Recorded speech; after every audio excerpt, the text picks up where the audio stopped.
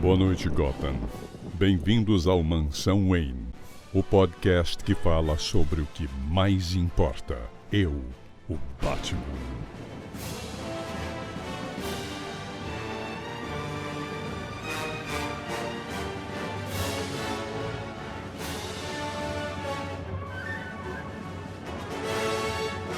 Boa noite, Gotham. Bem-vindos ao podcast Mansão Wayne, o podcast que fala sobre o que mais importa e sobre a cronologia, que talvez importe, talvez não. E para isso chamamos aqui o maior amante de cronologia do Mansão Wayne, Roberto II. É proibido bagunçar a cronologia, mas se quiser pode. Também ele que odeia a cronologia, Leonardo Vicente, o Bud. Mas esse podcast você só pode ouvir depois de ler a edição número 137 de Crise. Tudo bem. Cara, nossa, quantas vezes eu não li esses selinhos, né? E ele também que acho que concorda que a cronologia é importante, ou talvez discorde, eu não sei. Thiago Brancatelli. Se eu começar a tossir no meio de qualquer frase minha, desculpa, eu tô me recuperando de uma covidinha, só avisando. Bem.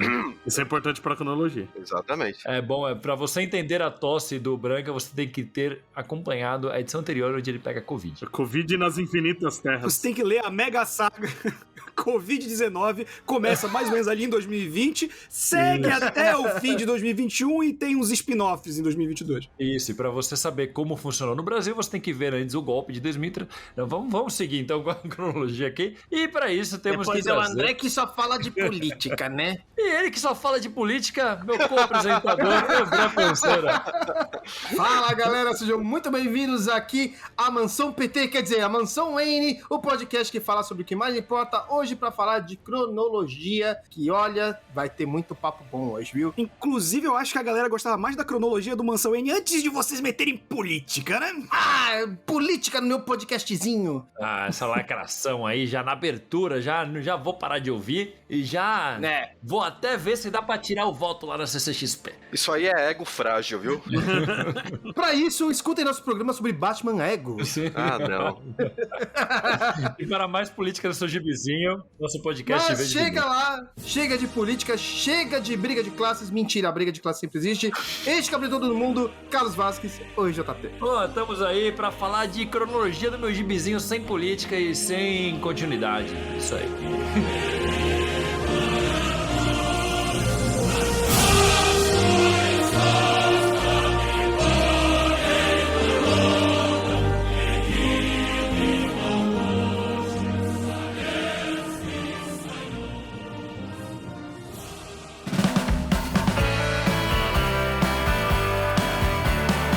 Galera, uma pequena pausa no podcast para dar um recado para vocês. No dia 9 de julho vai rolar o evento Fuzue Nerd aqui em São Paulo e vai rolar também lá o lançamento do livro Prodígio, 80 anos do Robin. Sim, finalmente saiu. Já tá na mão de muitos dos colaboradores, muitas das pessoas que apoiaram esse projeto lá no Catarse, escrito pelo Leonardo Vicente de Cessa, o Bud, nosso querido Bud, coeditado por mim junto com o Diego Morro. É mais um livro da coleção que eu tô editando com o Diego sobre Batman. E quem quiser ir pro evento, pegar um autógrafo, prestigiar o lançamento, pode comprar o ingresso lá no aplicativo da Simpla. Simpla é SYMPLA, Simpla com Y, tá? E você consegue 80% de desconto, cupom exclusivo nosso que é o cupom WAYNE, WAYNE que nem Mansão Wayne, né? WAYNE. Então entra lá no aplicativo da Simpla, procura Fuzue Nerd, usa o nosso cupom e consegue 80% de desconto. E você pode ver a programação inteira do evento, que vai ter palestras, bate-papos, lançamentos, lá no fuzuenerd.com.br ou nas redes sociais do evento ou da Editora Script. Beleza? Valeu!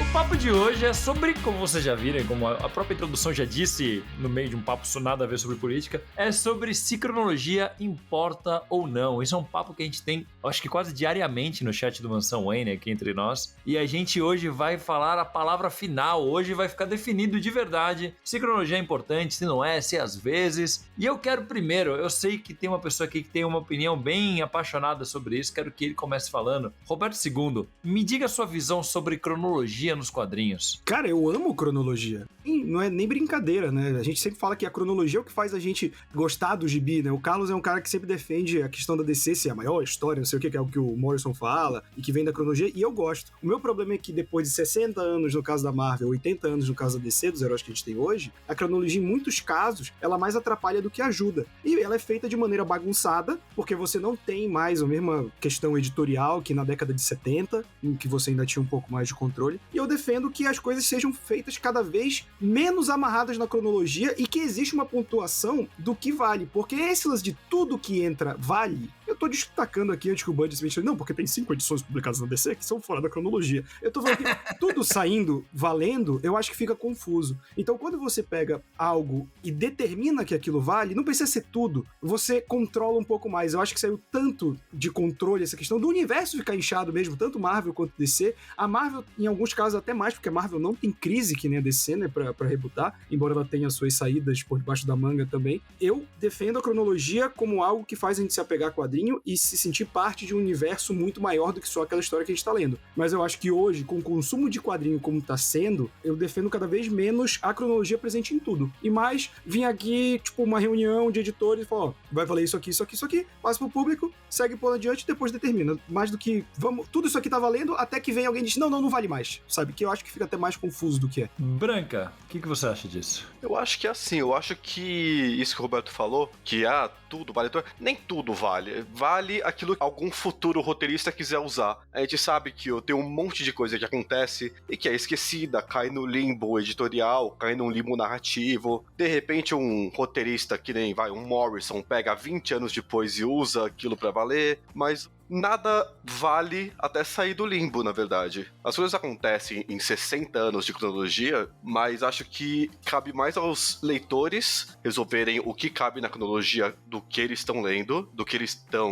montando na cabeça dele, o quebra-cabeça cronológico que eles estão montando na cabeça dele, e de repente, se algum roteirista quiser voltar com alguma coisa que esse leitor não tem na cronologia pessoal, aí o leitor também decide se coloca, se não coloca, se lê ou se não lê. A gente sabe que é tudo tão temporal nas histórias em quadrinhos, tudo uma coisa que acontece vai ser desfeita no futuro, uma coisa que foi desfeita vai voltar no futuro, que não existe uma consistência a ponto de falar tudo vale, tudo não vale. Acho que é mais uma questão de você decide o que vale, você decide o que você quer ler, você decide se aquilo que você leu vai estar na sua linha do tempo. Eu acho que é assim. Você até citou o Grant Morrison, que é um que brinca muito com esses elementos, né? De que vale, o que não vale. Aproveitando o podcast do Damien que a gente fez, que ele pegou um conceito que era de 20 anos antes. E achou tão importante que nem leu a história de novo, né? Exatamente.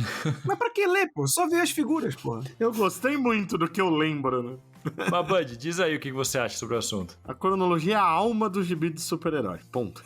Eu acho que a maioria dos personagens que a gente gosta muito, os que a gente mais se apega, a gente só se apega porque teve um amadurecimento dentro daquela cronologia. A gente fala muito do Dick Grayson nos nossos podcasts. Se o Dick não tivesse cronologia, o Dick sempre fosse pra sempre o moleque chato do lado do Batman, a gente não ia gostar dele. A gente gosta dele porque teve todas as tretas com o Bruce, a reconciliação, teve todo o amadurecimento dele do lado dos Titãs, os relacionamentos dele com a Bárbara e com a Corey. É isso que faz ser interessante acompanhar super-herói, né? Tem muita discussão, por exemplo, entre leitor de comics americanos e o leitor do mangá nisso, né? Eles, o mangá tem começo, meio e fim. Só que também, às vezes, o começo, meio e fim leva 20 anos, né? Não quer dizer que é rápido. One Piece que o diga. É, exato. Esse tá no meio ainda, hein? Galera vem falando, não, One Piece chegou na metade agora.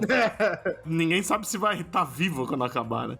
Mas o problema aí, a cronologia, ela atrapalha muita coisa, eu concordo com o Roberto, que eu acho que até que não é exatamente a cronologia, é a falta de organização das editoras quanto a ela. É o que o Roberto falou, isso vale, isso não vale, e fica sempre... Hoje em dia se tá assim, né? A gente não tem certeza absoluta de nada. Eu vou usar o exemplo, as minisséries do Tom King, que elas não saem com o selo de Black Label, com exceção do Alvo Humano, que seria fácil identificar que é fora da cronologia. Só que sempre que falam em entrevistas, falam que é fora da cronologia. E algumas fica fácil de notar. O Sr. Milagre, você percebe que é fora da cronologia. Só que a Supergirl agora já aparece no Dark Crisis comentando os acontecimentos antes da minissérie dela e usando o uniforme que ela assume na mini dela. Quer dizer, era pra ser, mas acabou não sendo. Falta essa organização. Esse que é o grande problema que deixa tudo tão confuso. Mas, por outro lado, a cronologia serve também, mesmo quando ela não é muito obedecida, ela serve pra evitar repetições. Eu me irrito, às vezes, quando o pessoal fã de mangá, mas você vai ler a Liga da Justiça, dura pra sempre. Tá, mas eu prefiro uma Liga da Justiça que dure pra sempre do que ler 20 mangá que é a mesma história e eles mudam de nome, sabe? É melhor que continue e vai desenvolvendo Você lê 20 gibis que também é a mesma coisa, Bud. Olha aqui, como assim? Eu ia comentar isso. Então, e se você lê a Liga da Justiça, daqui a 5 anos você vai ler a mesma coisa na Liga da Justiça. Você não precisa nem mudar de gibi. Mas o que o Bud falou cai muito no que eu falei. Ele fala, hoje em dia não tem, mas a gente também não pode querer voltar ao corpo editorial dos anos 70. Eu acho que tem que entender que, principalmente, eu acho que o consumo, acho que essa é a parte principal, mais até do que essa teoria de gatekeeper que eu joguei na frente de alguém pontuando. E aí eu estendo a pergunta pra mesa. Eu lembro quando eu comecei a ler, não comecei do número 1, cara. Eu peguei um gibi que tinha do Homem-Aranha, dos X-Men, do Batman pra ler. E aí, tipo, eu pelo menos vejo que hoje, com a facilidade de acesso, as pessoas sempre acham que elas têm que saber o mínimo detalhe do que veio antes. Eu encarava, tipo, fatos citados, e mesmo sem um recordatório, né, que às vezes vinha, isso aconteceu na Grandes Aventuras Marvel, número X, como algo que aconteceu, e que a não ser que fosse muito pontual pra trama, tipo, eu peguei uma saga no meio, eu entendo que foi algo que aconteceu. Eu não preciso, tipo, eu não consigo ler esse quadrinho porque eu não sei o que aconteceu nesse evento. E eu acho que hoje, com a internet, com você tendo 1 milhão de database e coisa assim, parece que as pessoas se travam, entendeu? A cronologia vira um empecilho até pro leitor, porque parece que o leitor tem que consumir tudo isso. Ele se sente na obrigação, né? Ou é o contrário, que é o moleque que acha que só existe o gibi do ponto que ele leu em diante. Aí quando ele aponta que, nossa, porque esse personagem apareceu a primeira vez, não, esse personagem já apareceu antes e tal, sabe? Eu acho que não tem um meio termo aí. Ou tipo, esse peso massivo de querer saber tudo, ou foda-se o que veio antes, entendeu? Eu acho que esse meio termo seria um lugar interessante. Eu acho que a pergunta inicial do podcast, então, se cronologia é importante, não faz todo sentido. A gente sabe que cronologia é importante, a gente tem que saber se ela é essencial ou não. Eu acho que é isso que até o Roberto falou, ela não é essencial. Ela é importante pra você entender o que tá acontecendo na determinada história, você pelo menos saber o que aconteceu antes e tudo mais. Então ela é importante, mas ela é essencial. Você consegue pegar um gibi aleatório, ler e se divertir tanto quanto uma pessoa que tá pegando aquilo com toda a bagagem cronológica. Então acho que essa que é a questão do podcast. É um ponto a se levantar. Eu quero até... Vocês falaram muito de mangá e tudo. Eu queria até puxar a visão do André, que eu sei que ele acompanhou alguns mangás e animes e tudo. Acho que ele pode fazer um paralelo bacana. Mangá eu não li tanto assim, né? Eu vi mais anime do que li mangá, mas... Tirando Dragon Ball, né, e Cavaleiros do Zodíaco. Mas, assim, pra mim, a minha visão de cronologia é que, assim, eu concordo com esse ponto de que importante ela é, não necessariamente ela é necessária, é foda, hein?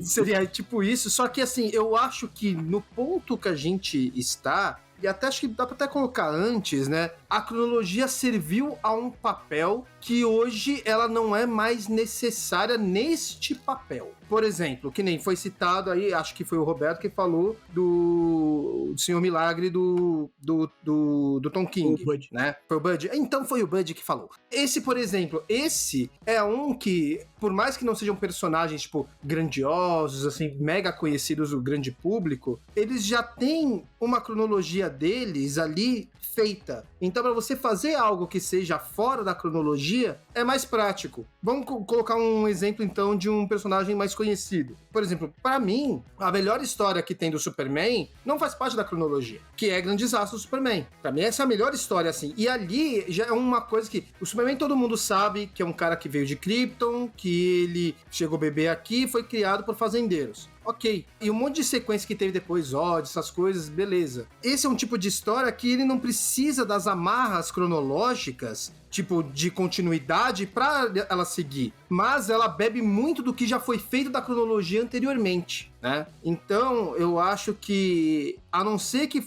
seja, por exemplo, num caso de um reboot, coisa do tipo que você vai fazer uma cronologia nova, para coisas que vão seguir algo que é mais antigo, você não, pelo menos a minha visão, eu acho que você não precisa seguir pra caramba aquilo que teve, certinho. Eu acho que você pode já ter alguns desvios e contar só com o básico da cronologia para contar uma história boa. Eu acho que, assim, cronologia é importante no sentido de que importante. No fim das contas é uma questão muito de gosto pessoal, né? Mas eu acho importante existir um universo principal. os quadrinhos da DC. Quem foi o primeiro Robin, quem foi o segundo Robin, e não fechar, tipo, então já foi criado muito e agora tudo que a gente vai ver até agora são novas histórias que puxam elementos do que já foi feito de forma independente. Eu gosto que tenha uma continuidade. O meu problema hoje com cronologia, isso eu vejo como uma pessoa que ficou afastado por alguns anos e hoje tá pegando algumas mensagens de destaque, algumas coisinhas para acompanhar, tem títulos que eu acho que sabem usar a cronologia a seu favor, sabe? Que pegam esse peso e usam. Vocês citaram o Tom King, por mais que eu não goste que ele tenha ficado 5 anos fazendo uma história só no Batman, o que ele usa de base de antes não é nada que você precise ter lido 40 milhões de histórias. Se você leu, você acaba pegando uma referência ou outra, mas se não, já tem carga o suficiente. Você já sabe que o Batman e a Mulher Gato se conheceram há muito tempo, você sabe que eles tiveram muitas aventuras e pronto. As referências àquelas aventuras não podem prender a história, fazer que o leitor não entenda nada se ele não tem uma puta carga cronológica. Aquilo tem que ser usado a seu favor. Então eu gosto que existam também, como hoje é muito feito, histórias que não são presas e que não são na cronologia e pronto, mas o meu problema é essa necessidade de você mudar tudo no universo DC, Marvel, o que for, o tempo todo, sabe? Essa coisa de agora tem uma crise, agora vai ter mais uma mega crise. Pô, isso é uma coisa pra você fazer de vez em quando, a cada 10 anos, sabe? Uma coisa bem... Cada 10 anos ainda acho muito rápido, sabe? A cada 10 anos é mais ou menos o que acontece na DC, né?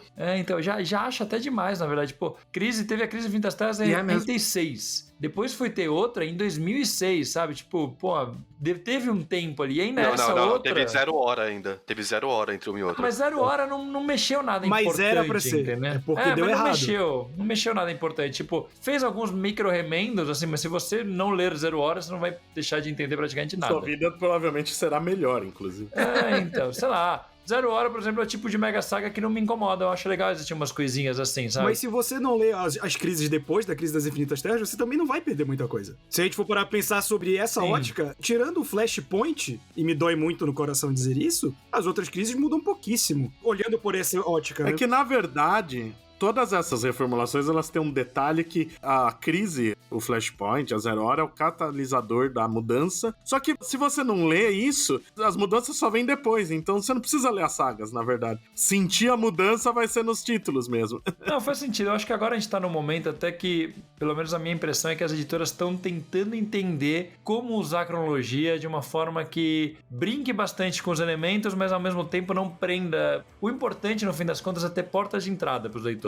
Se você faz poucas portas de entrada, você perde a galera. Porque muita gente fala dos filmes da Marvel, né? Que virou esquema de pirâmide e tudo mais. Exato. Os filmes da Marvel estão começando a passar por isso também. Tem alguns filmes que se você não assistir uns 4, 5 filmes pelo menos, você não vai entender. Hoje em dia eles estão levando o que acontece. O problema da cronologia tá indo pro cinema. Que eu acho maravilhoso, porque é uma coisa que eu tenho um apego muito grande. Essa coisa do mega universo, onde tem alienígenas, tem seres de outras dimensões, tem deuses, tem um detetive que perdeu os pés num beco e luta contra um palhaço, e tudo coexiste, saca? Então eu acho isso muito incrível, mas tem que tomar um cuidado de não ficar, cada história que você vai ler, puxar 1 milhão de coisas que você não entende. Acho que o único cuidado que tem que ter isso, tem roteiristas que fazem isso muito bem, tem roteiristas que fazem isso muito mal, tem editores que sabem lidar com isso bem, tem editores que fazem uma bagunça. Você citou algo que eu acho importante hoje em dia. Eu acho que a ausência de um editor de verdade hoje em dia, o editor, pra mim, hoje em dia é um caça-talento e garoto propaganda de convenção. O editor não edita hoje em dia, praticamente. Salvo raras exceções, e quando edita é tipo,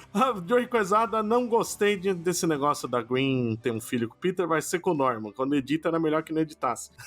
Mas eu acho que falta isso, e não porque, eu quero que tenha a cronologia, não, pra ser organizado. Que nem o Carlos falou no começo do programa, é uma conversa que a gente tem o tempo todo nos chats, e o próprio Carlos falou agora há pouco, dá pra ter as duas coisas ao mesmo tempo. Você pode ter histórias na cronologia e histórias fora, que é o que acontece. Só que não é feito de uma maneira organizada e clara. E mesmo quando eles afirmam, como eu falei, os casos das histórias do Tom King, eu lembro, por exemplo, Marvel Max, Marvel Knights... Tinha hora que falavam que era na cronologia, tinha hora que não. Marvel Max, principalmente, que era bem diferente, anunciaram tudo como fora da cronologia. Chega lá o Bendis, ignora e põe o Luke Cage nos títulos normais, igual estava no Marvel Max. É a falta de organização que deixa as coisas confusas. O problema da cronologia ser 80 anos é justamente porque tem muita carga. Aí é confuso. Ainda você não deixa claro que vale ou não, fica mais confuso ainda. A essencialidade da cronologia, eu acho que não é debatível. Ela ela é essencial porque a bagagem de um personagem é essencial. É o que o Carlos falou dos Robins, por exemplo. Isso é parte cronológica, isso é parte essencial de toda a trajetória do Batman, da Batfamília, do universo DC. Agora, a cronologia que importa quando você lê um gibi é a cronologia que importa para aquela história específica. Então são os fatos que aconteceram antes que vão influenciar na história que você tá lendo naquele momento. Isso é uma coisa que, pelo menos bons roteiristas conseguem recuperar isso organicamente na história que eles estão contando. Eles conseguem recuperar fatos passados dessa bagagem cronológica organicamente dentro da narrativa deles. Então, quando o roteirista é bom, a cronologia não é um peso. A cronologia não é ruim. A cronologia não atrapalha. O que atrapalha são editores ruins, roteiristas ruins e histórias ruins. Mas o bom roteirista, ele sabe aproveitar a cronologia explicando ela para o leitor de primeira viagem. Ele consegue aproveitar a cronologia tirando o que tem de melhor dela e conseguindo evoluir ela de alguma forma. Então acho que ela é essencial para ser a bagagem daqueles personagens, que nem a minha bagagem cronológica é essencial para a pessoa que eu sou hoje. Mas ela nem toda a cronologia é essencial para uma determinada história. São fatos pontuais dessa cronologia, como se fosse alguém pegando com uma pinça alguns fatos e jogando nessa história que você está lendo. E isso é essencial.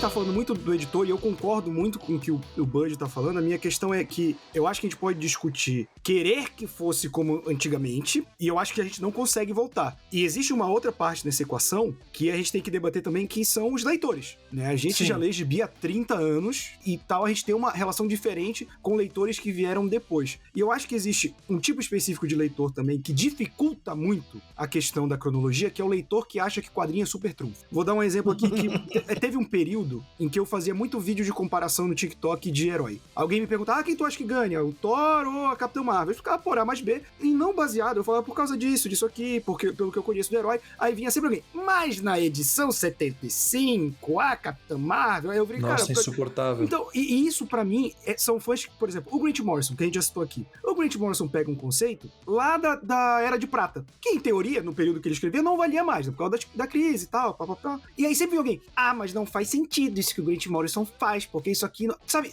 existe essa área que pra cronologia funcionar, não é que você não tem que pensar, você tem que entender que, e eu sei que isso vai chocar muitas pessoas que estão ouvindo, o Batman não existe. O Homem-Aranha não existe, sabe? Mas daí não é culpa da cronologia, é culpa da falta de interpretação, falta de capacidade de interpretação de alguns Mas eu leitores. estou colocando o público como parte ativa desse problema da cronologia também. Porque a gente não pode também trabalhar o produto só como produto. Sem o público não é o produto, entendeu? E tipo, a gente tem que encarar que a maior parte do público não tem essa interpretação. Então isso também se torna um problema. Porque, por exemplo, eu vou citar algo aqui que também dói na alma da maioria dos leitores, que é o caso dos filhos da Gwen com Norman, que é uma decisão idiota, que foi feita porque o Quesada não estava prestando atenção, ele deixou o Stranz escrever aquela história, ele decidiu mudar em cima da hora, e aí o que acontece, o que o Branca falou nisso, que pra mim é perfeito, é, se ninguém mais tocasse nesse assunto, ia ficar tranquilo, porque ninguém ia mais lembrar, é uma saga que já tem 20 anos, os novos leitores nem iam mais ouvir falar, porque ninguém cita, e aí vem o Nick Spencer e remedia, eu tô fazendo aspas com a mão sem fim aqui, remedia essa situação,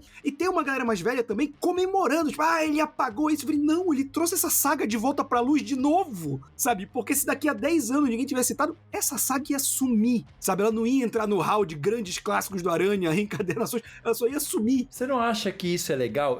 Porque eu falo assim, beleza, foi um arco de merda que... Puta, ninguém nunca mais citou de tão merda que foi. Aí chega um roteirista e fala assim, puta, lembra aquele negócio que a gente tava com vergonha? Eu vou usar numa história e ainda por cima vou dar uma zoada. E aí ele fez, eu acho isso legal pra caramba. Mas você tá partindo do princípio que a história foi boa. É isso que eu tô falando.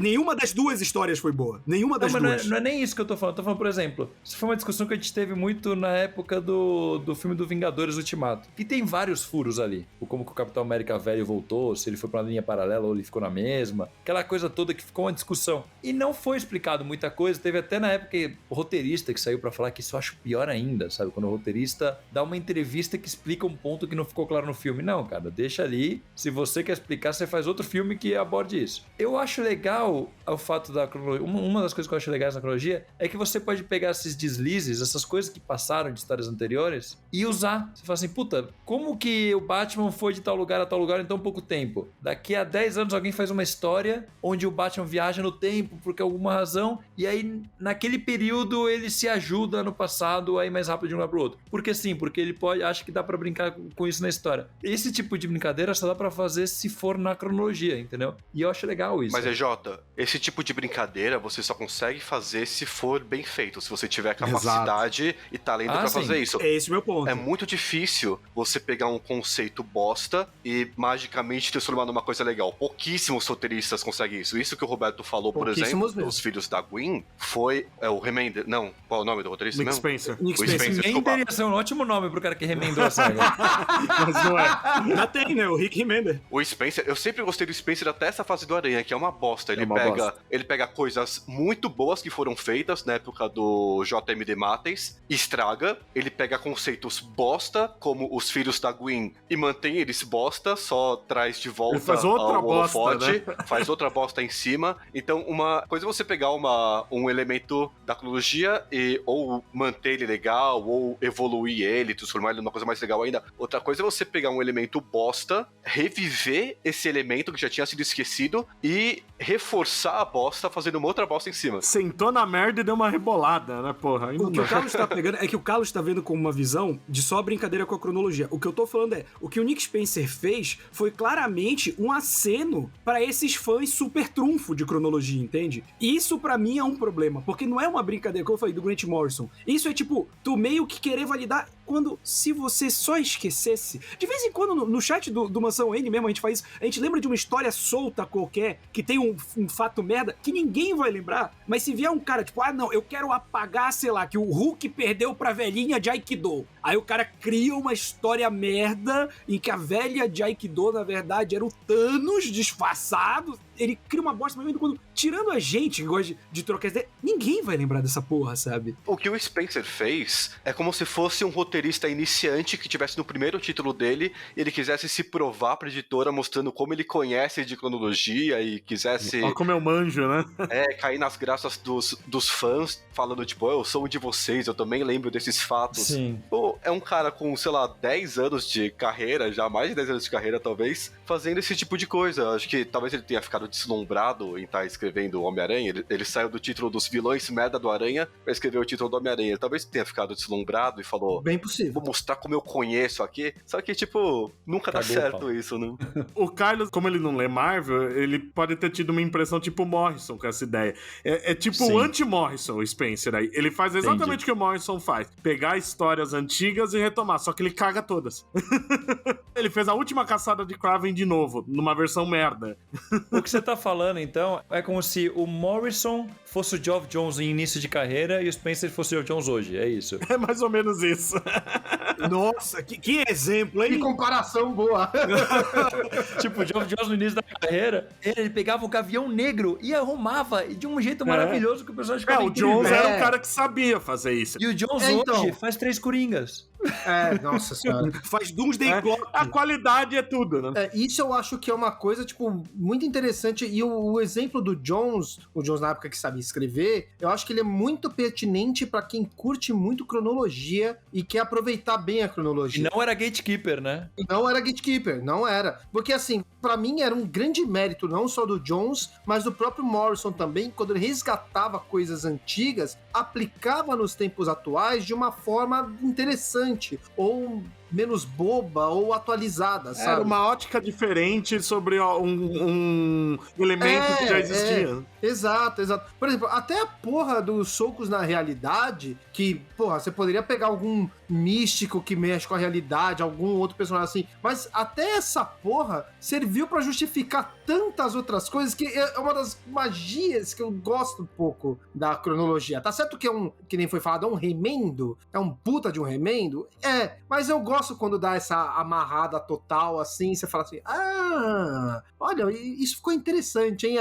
Quando eu li esse filho da puta aparecendo ali, eu fiquei puto, mas agora faz sentido, então tá bom. Mas é interessante você falar isso do Jones na época, que eu acho que entra um pouco no que o Roberto falou. O Jones fazia um pouco de tudo, né? Quando ele pegava um título mensal, principalmente, mais do que em minissérie e tal, o Superman dele e o Lanterna Verde, eu acho que são os dois maiores exemplos disso, que ele pegou sem ter uma época que tava tendo uma crise ou qualquer coisa assim, mas ele faz um reboot assim mesmo. Você tá lendo o Superman e o Lanterna, parece que tá começando ali e ele muda a cronologia e foda-se. E ele muda com personagens pequenos que pouca gente vai se importar, ou então trazendo elementos antigos de volta, que conquista o fã e passa despercebido. Por exemplo, no Lanterna eu lembro muito dele usar o Tomar Rê, aliás, o Tomar Tu ser filho do Tomar Rê. Nunca foi. O Jones tirou isso do cu e ficou. E agora todo mundo usa isso. Pronto. Mas é assim, não se limita a ser coisas, a fatos desconhecidos que passam despercebidos. O Bendis alterava coisas gigantescas na Marvel e passava batido por muitos leitores. Os que percebiam não se importavam muito porque a história era boa ou eles estavam entretidos. Eles gostavam, ponto, né? Não precisa ser boa. Aí ele gostou, né? Mas eu acho que a questão... Eu não lembro agora quem é que falou que... acho que o Roberto falou que tem também a diferença da nossa geração pra geração agora, né? Que não dá pra falar como que tá a cabeça da geração agora. Mas a nossa geração vai lembrar como que a cronologia não era tão essencial pra gente, porque a gente acompanhava formatinhos que sofriam vários cortes pela Abril Jovem. Era uma cronologia que não existia, né? Era só nossa, né? Edições que não eram publicadas, coisas que a gente nunca soube que aconteceu na cronologia dos personagens, e mesmo assim a gente entendia as histórias, porque muitos roteiristas resgatavam durante a narrativa da história, ou porque a gente deduzia alguma coisa, ou então a gente cresceu meio que sabendo que a cronologia que a gente tem, aqui como leitor das edições picotadas do Brasil, era uma coisa muito diferente da cronologia oficial dos leitores norte-americanos. Era a versão pocket. Não deixa de ser, né? Cara, isso que vocês estão falando sobre o formatinho me lembrou um ponto de vista que eu tenho sobre como a cronologia ela é importante e não é ao mesmo tempo. Quando você vai em sebo, ou compra online, né? Ou quando eu comecei a comprar era em sebo, que é pra pegar edições antigas, era legal pegar umas edições antigas, mesmo que fosse o meio de uma saga e tal, porque você ia pegando umas conexões ali aleatórias no meio e ao mesmo tempo você entendia as histórias. Pô, eu comecei a ler Liga do Giffen ali aleatoriamente no meio. Então era legal porque eu falava, puta, então o Batman já fez parte da Liga nessa época aqui, olha que legal. Ah, então a Canário Negro, olha, a Canário Negro que eu vi naquela história, ela tá aqui também. Você vai criando um quebra-cabeça na sua cabeça, mas nada que te impeça de entender. Você só vai preenchendo mais, você vai enriquecendo aquele mundo, que eu acho que quando a gente fala que cronologia é essencial, é o que faz a gente ficar preso nesse mundo, não é porque a gente fica na dependência de saber o que vai acontecer, ou, oh meu Deus, eu preciso saber o que veio antes. Não, é porque você vai lendo umas histórias e vai pegando conexões entre elas e criando um universo na cabeça que é fascinante. Né? É uma mitologia. Sem cronologia, você não constrói mitologia. Exato. E é uma mitologia no sentido mais clássico é um conjunto de histórias que, assim, se você pegar qualquer mitologia de deuses, da humanidade, essas coisas, você vai pegar coisas incoerentes, que cada povo tem sua visão. Não, sei lá, Odisseia de Homero tem uma visão e o outro conto, na verdade, Zeus era filho de não sei quem, a no outro mitologia grega tinha os seus Chuck Austin escrevendo mal, né? Às vezes, aí não dava certo. Então, e faz parte, é normal. Então, por exemplo, você tá falando, o Tomar Rê era filho do... Como que chama o outro? Cara, é pai do outro lá. Tomar tu. Tomar cu. Tomar no cu. O pai do outro lá. O pai do outro. Os cabeças de frango, Lanterna Verde, eles são família agora. Cabeça de frango.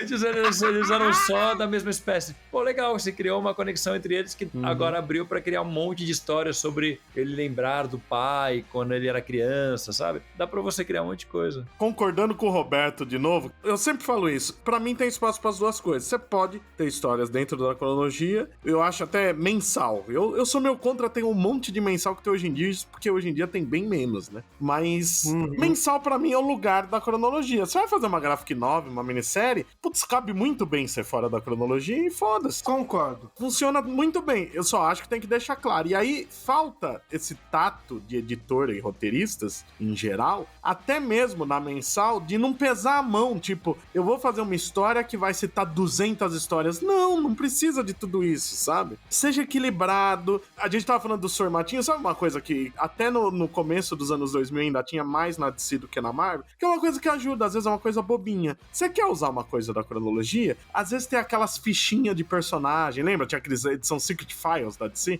Isso ajudava pra caramba. Isso é um negócio que quebra um galho, mas tipo, também não dá você querer pôr um monte de elemento, exagerar, aí você vai ter que fazer um TP de 300 páginas só pra explicar, né? Aí não. Mas, Bud, daí é o que eu tinha falado do Spencer, é a necessidade de virtuosismo, a necessidade de provar que você conhece aquela bagagem e meter na história de algum jeito só pra tá lá. Sim, a gente tava falando outro dia, por exemplo, tem o Dan Slott no quarteto, ele tá agora na fase final dele. O que o Spencer tenta fazer errado no Aranha, o Slott em alguns momentos, não é, também ele não entra de novo nisso de não exagerar, aí ele faz alguma coisinha, tá a saga dos Vigias lá, ele lembrou de uma das origens dos Vigias, né, que mudaram 200 vezes, ele lembrou do detalhezinho lá e criou uma saga autocontida do Quarteto da Mulher Hulk em cima disso. Funcionou. Sabe uma coisa muito boa que o Slott faz em relação a isso? Ele usa a cronologia para criar uma mitologia própria. No Aranha, por exemplo, ele pegou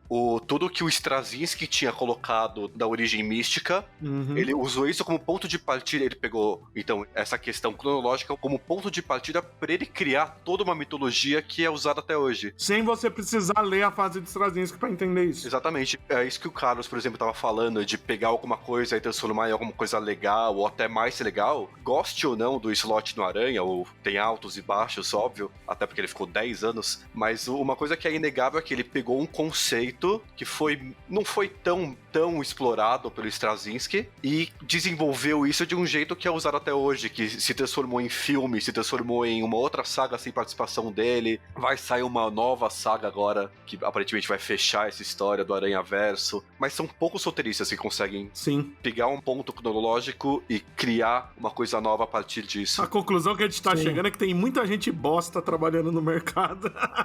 Isso sempre teve. Sim, isso com certeza. Mas só discordando um pouco do Bud, eu acho que você até pode querer citar 200 edições, se você fizer bem. E um exemplo, pra mim, que é primordial nisso, é Immortal Hulk. O que o Al Ewing fez em Immortal Hulk foi, ele tentou costurar a cronologia inteira do Hulk pra narrativa que ele criou, da questão de ter um lado demônio do Hulk, de ser algo mais místico do que científico. Se for parar a pensar num paralelo, o que o Straczynski faz quando ele joga o lance do totêmico pro poder do Aranha, né? Só que ao invés de pegar só a origem, o Al Ewing vai lá e, tipo, costura, ele pega coisa até que a gente fala, se ninguém citasse que assim, a fase do Paul Jenkins, do Hulk, que é uma fase que eu adoro, mas que ela não fez tanto sucesso, então ela meio que cai no esquecimento, e ele foi lá e costurou elementos que ele achava que iam encaixar na narrativa dele, e ele fez isso muito bem. O que vai diferir isso é, tipo, o que o Branca falou da questão da cronologia pessoal. Pra mim, Immortal Hulk entra muito na cronologia pessoal do Hulk. Mas eu lembro que eu via gente, e o Hulk tem muito fã disso também, que achar que o Hulk só é um personagem de ação.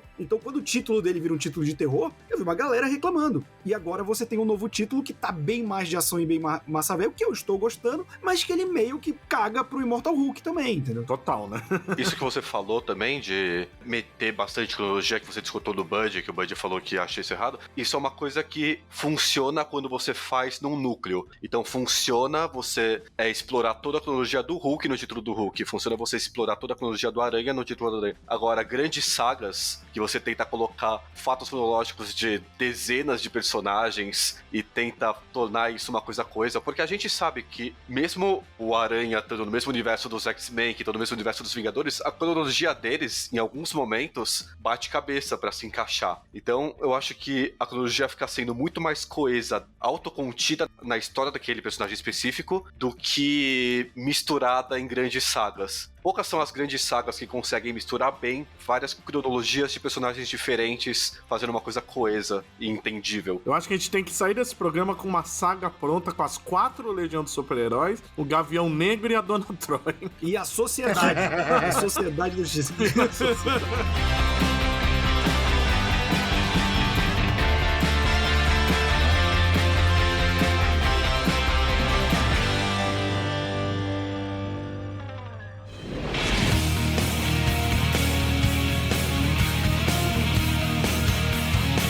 E vamos dar uma pausa para falar sobre o nosso Catarse Assinaturas, onde você, querido ouvinte, pode se tornar apoiador do Mansão Wayne. É isso aí, tem modalidades de apoio a partir de R$10 e a partir de 15 já pode fazer parte do nosso grupo secreto do Mansão Wayne no Facebook e ter seu nome eternizado em um podcast. E os mansoneiros eternizados no programa de hoje são os seguintes: Luiz Eduardo de Novaes, Luciano Bulgai, Caiane Nóbrega Pereira, Rodrigo Milfonte Moreno e Mozart Manuel Jorge Santos. Então já sabe, se quiser nos apoiar é só acessar catarse.me/Mansão Wayne e escolher a categoria que você achar mais interessante. E bora de volta pro papo que tá muito bom. Vamos lá.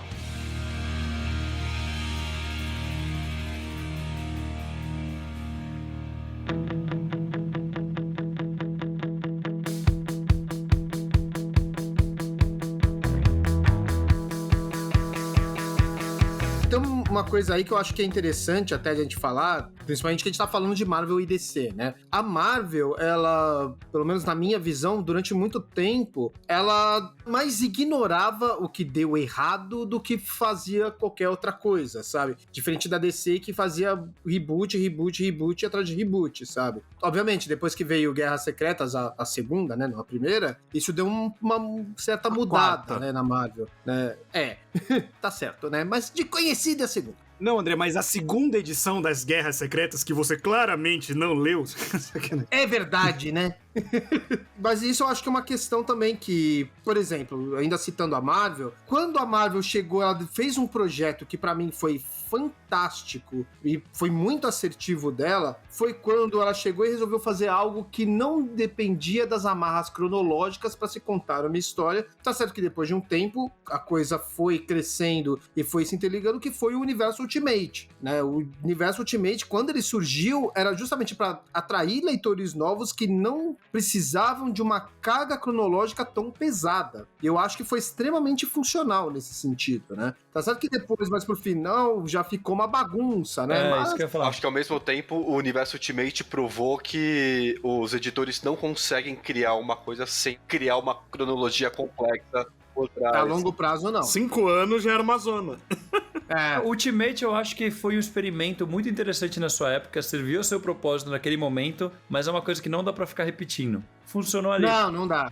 O Universo Ultimate, ele pode ser repetido, mas não como foi feito, porque como a gente conversa da cronologia, por exemplo, o Bud no início falou, a gente gosta do Dick porque ele teve o rompimento com o Batman, depois ele reconcilia. Esses dois fatos importantíssimos na vida do Dick aconteceram em 60 anos, sabe? Dois fatos, assim, tipo, pra ele sair de Robin brigar com o Batman, ele sai da origem dele em 40 pra romper com... Tipo, ok, ele fica afastado desde a década de 70, mas até ter essa evolução é na década de 80 quase.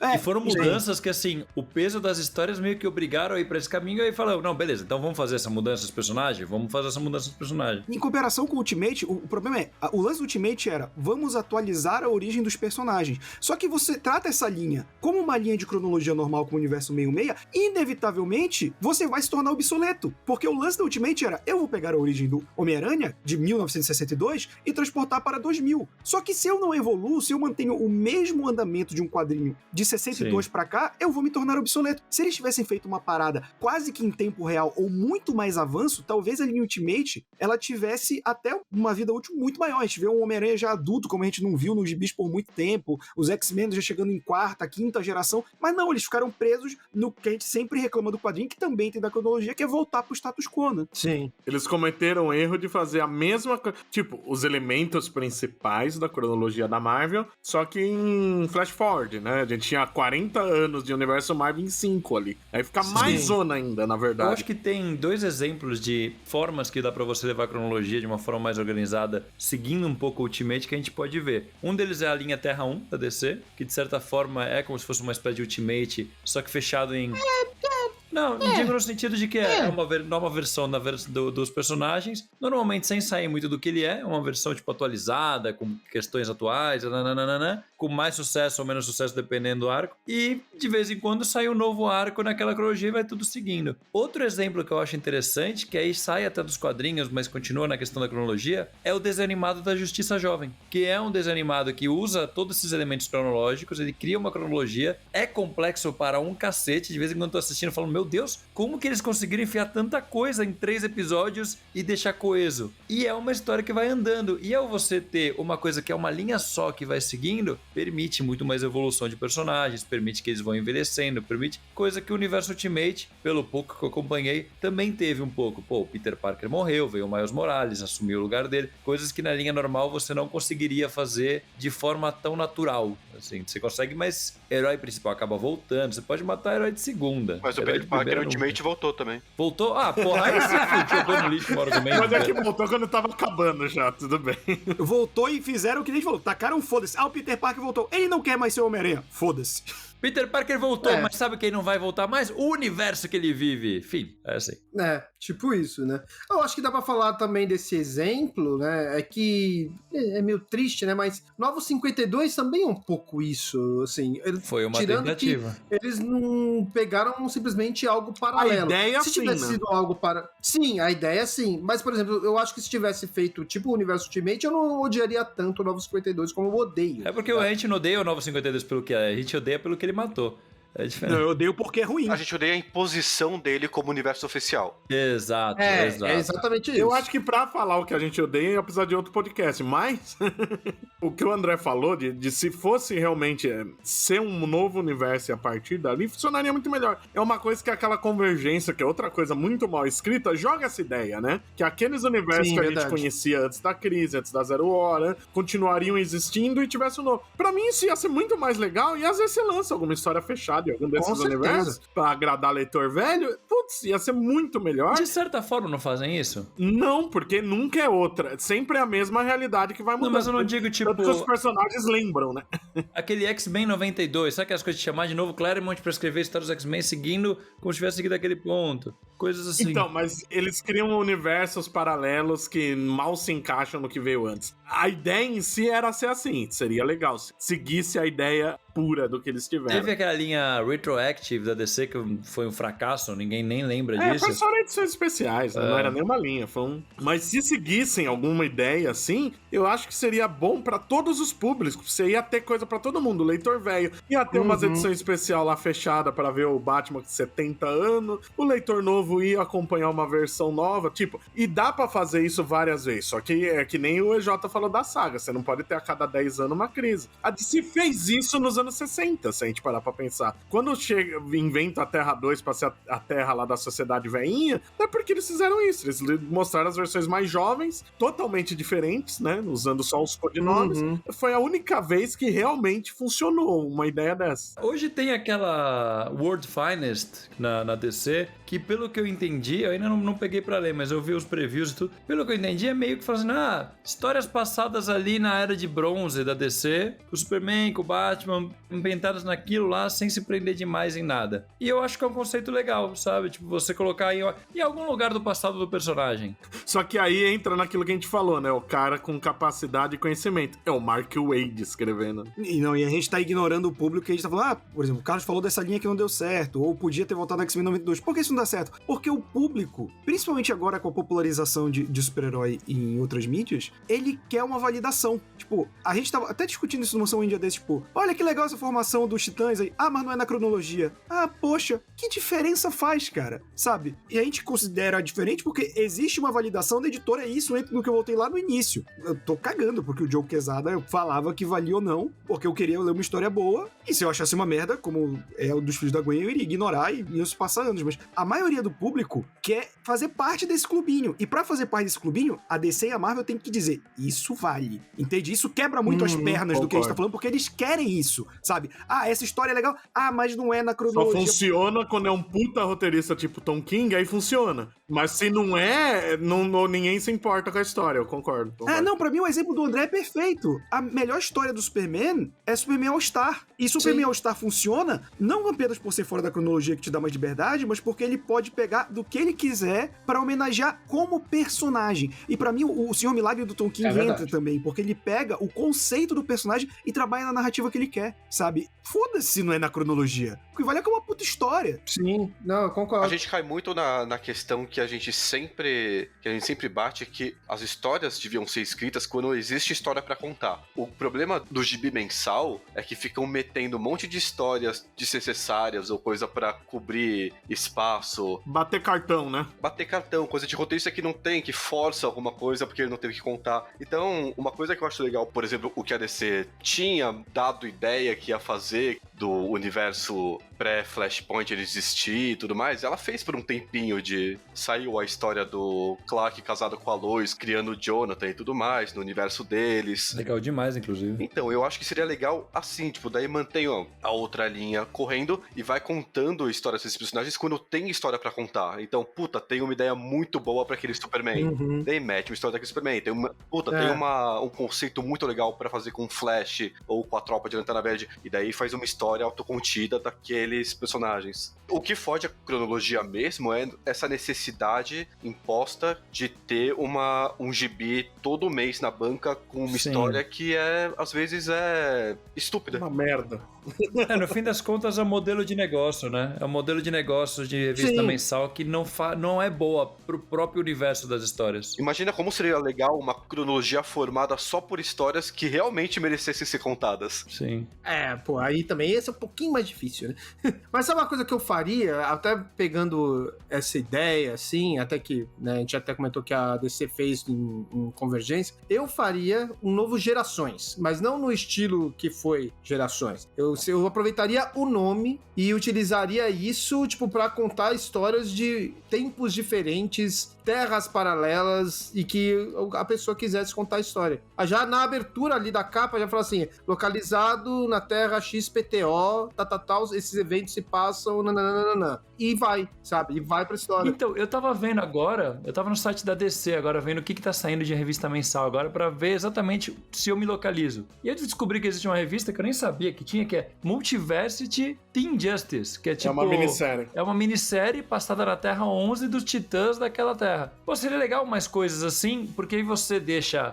uma mensal do Batman, uma mensal do Superman, eu acho legal existir. Tipo, histórias fechadas e tal, que alguém fala, pô, tive uma ideia por uma saga legal aqui que vai durar um ano. Ah, legal, aprova a saga, vai publicar. Histórias fechadas normalmente. E, cara, lança essas coisas assim, porque isso daqui vai construindo. Depois alguém pode fazer uma história que eles viajem no multiverso e encontram essa equipe, sabe? Dá pra ir usando, você vai enriquecendo o universo, mas sem forçar. Sim. Sem poluir a cronologia, né? Exato, poluir a cronologia, tá aí. O que eu não gosto é de cronologia poluída. Cronologia é legal. Você pega, pô, eu lembro umas épocas que eu olhava na banca, tipo, pouco depois de parar de ler mensal regularmente, tem uns momentos que você vai numa banca, vai numa livraria e você olha as mensais que estão saindo e tem 4 sagas ao mesmo tempo com todos os personagens juntos e fala, caralho, como que eu faço pra voltar, sabe? Não tem um ponto. E é isso que é difícil. Sim. Esse foi o desabafo do Carlos.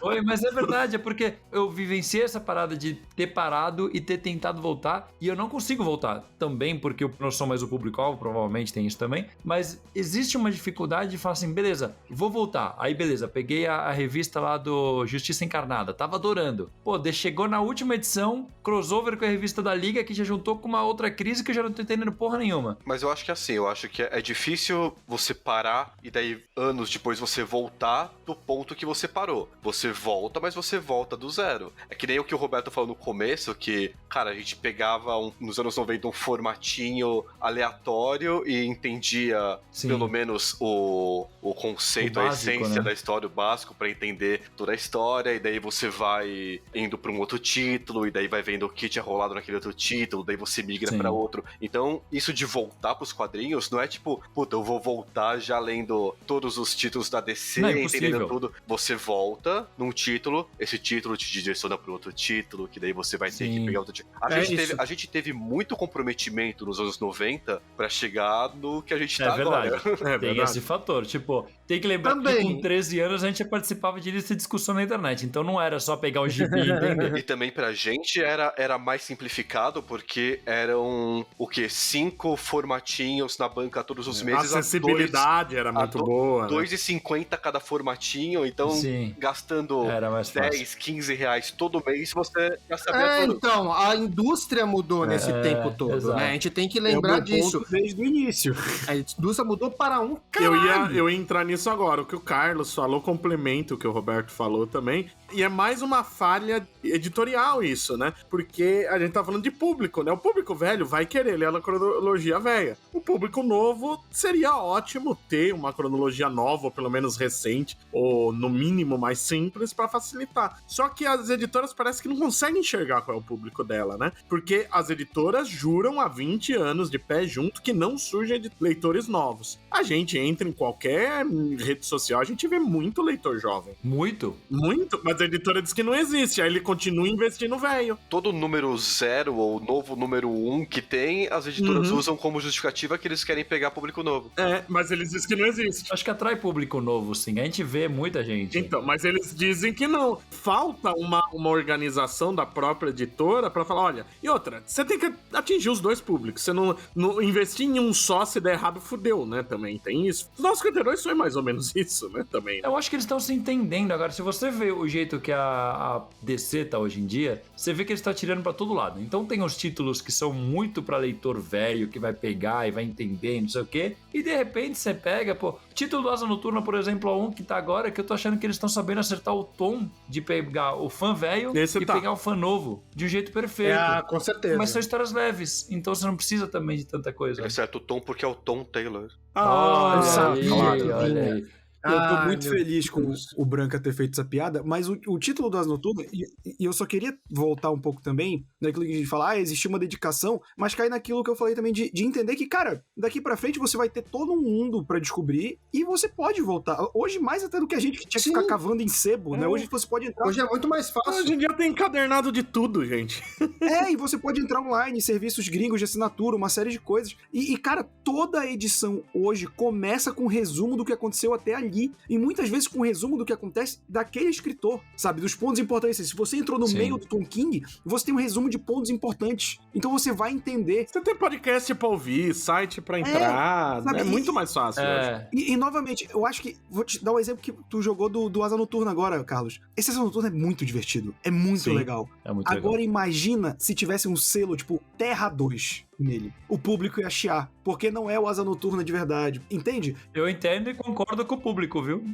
Eu discordo, cara. Aquilo que a gente escutando, tem que ter uma pessoa comendo salgadinho durante o podcast? Tem que ter, né? Mas o que eu tô falando é que o público precisa dessa validação da editora. E é por isso que a gente fica, mas se tivesse uma cronologia mais simplificada, mas se tivesse isso aqui, não ia dar certo, porque as pessoas querem uma linha, entende? Sim. E tudo que não for essa linha vai ser inválido, por mais legal que seja. Não. Eu acho isso problemático. Eu discordo do Roberto. Eu também. Senhor Milagre foi sucesso mesmo sabendo que era outro. Adam Strange foi sucesso mesmo sabendo que era outro. Então, mas eles falam isso em entrevista. O Gibi não tá lá falando isso. Não, tudo bem, mas quem lê sabe. E ninguém lê e fala, não é o Adam Strange da... Não, calma. Ninguém lê e fala, não é o Adam Strange da minha cronologia, então não é tão legal. Não existe isso. As pessoas leem uma boa história, contanto que seja uma boa história, eu acho que não tem tanto isso de não é o meu personagem, então isso aqui é um subproduto ou é alguma coisa menor. E eu acho que o lance é o seguinte, tipo, esses casos, exemplos que vocês deram, tanto o Adam Strange quanto o Senhor Milagre, são casos que por mais que não seja na cronologia, é seguindo a cronologia, tipo, ele vai pra um caminho que não dá pra seguir de antes, mas ele tem a bagagem Ele parte da bagagem cronológica e vai pra outro caminho. Mas eu acho que aí o que pesa, na verdade, é que não são personagens grandes.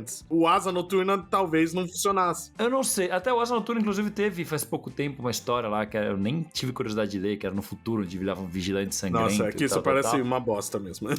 O conceito é tão ruim que não me atraiu. Mas eu acho que, assim, a grande discussão sobre se a cronologia é legal ou não, se é importante ou não, pelo menos no meu ponto de vista, é exatamente sobre ter uma linha. Você pode brincar tudo que você quiser, você pode fazer 1 milhão de histórias do Asa Noturna da Terra 58 ou até Elseworld, que não é conectado com nada. Se for legal, eu vou continuar gostando. Mas tem que ter a linha principal, entendeu? Tem que existir uma continuidade do personagem. O Novo 52, o que me fez mal do Novo 52, independente das histórias serem boas ou ruins, porque a DC tava com umas histórias bem ruins logo antes, então não é como se tivesse mudado. É que você matou o que faz a gente se apaixonar pelos personagens. É tipo, você vai começar a ler, você vai falar, aquele não é o Batman, aquele é um novo Batman jovem, de uma nova, estão criando do zero, ele não tem a bagagem, ele não é o Batman que eu aprendi a gostar, ele é outro Batman. Batman. Mas você usou o pior exemplo, porque o Batman dos 952, ele basicamente é o mesmo Batman, só que escrito de uma maneira merda. Substitui por qualquer outro personagem. Não, mas é completamente diferente, Carlos. O Batman dos 952 é um Batman que ele se baseia muito no Batman pré-952. Ele é problemático pros 952. Sim, mas eu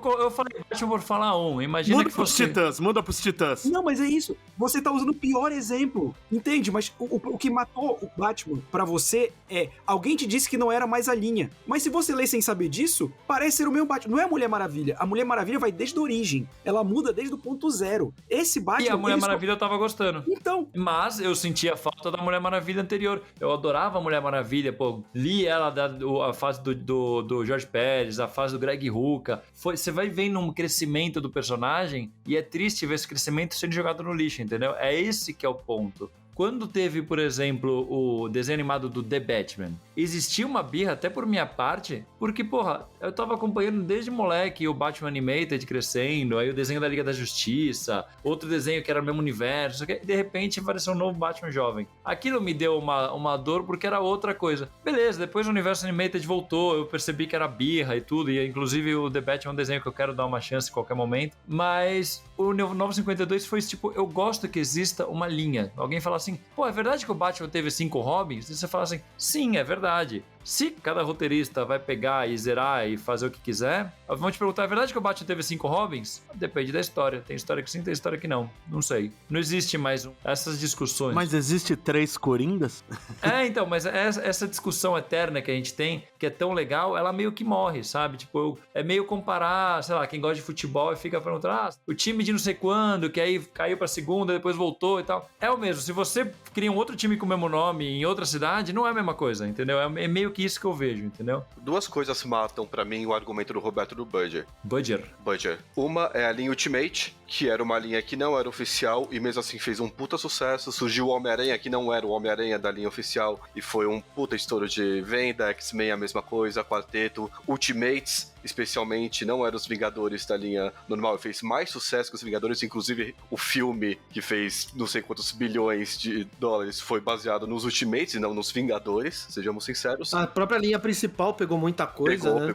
Se apropriou de muita coisa. E outra coisa que talvez numa escala um pouco menor, mas que pra mim representa muito, é Aranhaverso. Aranhaverso criou um monte de novas versões do Homem-Aranha que muitos leitores abraçaram. Então o Aranha Punk tá aí com uma minissérie, a Gwen Aranha tá com um título mensal desde que ela surgiu, um monte de versões do Aranha que apareceram em Aranhaverso que não são oficiais, que não tem a bagagem dos Aranhas oficiais, que o passado às vezes é completamente diferente do Aranha oficial. Então aí às vezes fazendo até tanto sucesso quanto o Homem-Aranha oficial. O Miles Morales é um que para muitos leitores se equipara ao Peter Parker oficial 616. Então eu não acho que tem isso de se esse Asa Noturna não fosse oficial, fosse de outro universo, não estaria fazendo o mesmo sucesso, não estaria sendo planejado, qualquer coisa assim. Eu acho que se a história é boa, se é bem contada, se o personagem é legal, se existe um apelo ali, vai fazer sucesso. Eu acho que a linha oficial não é tão importante. Não tem um peso tão grande pra fazer sucesso ou não, né?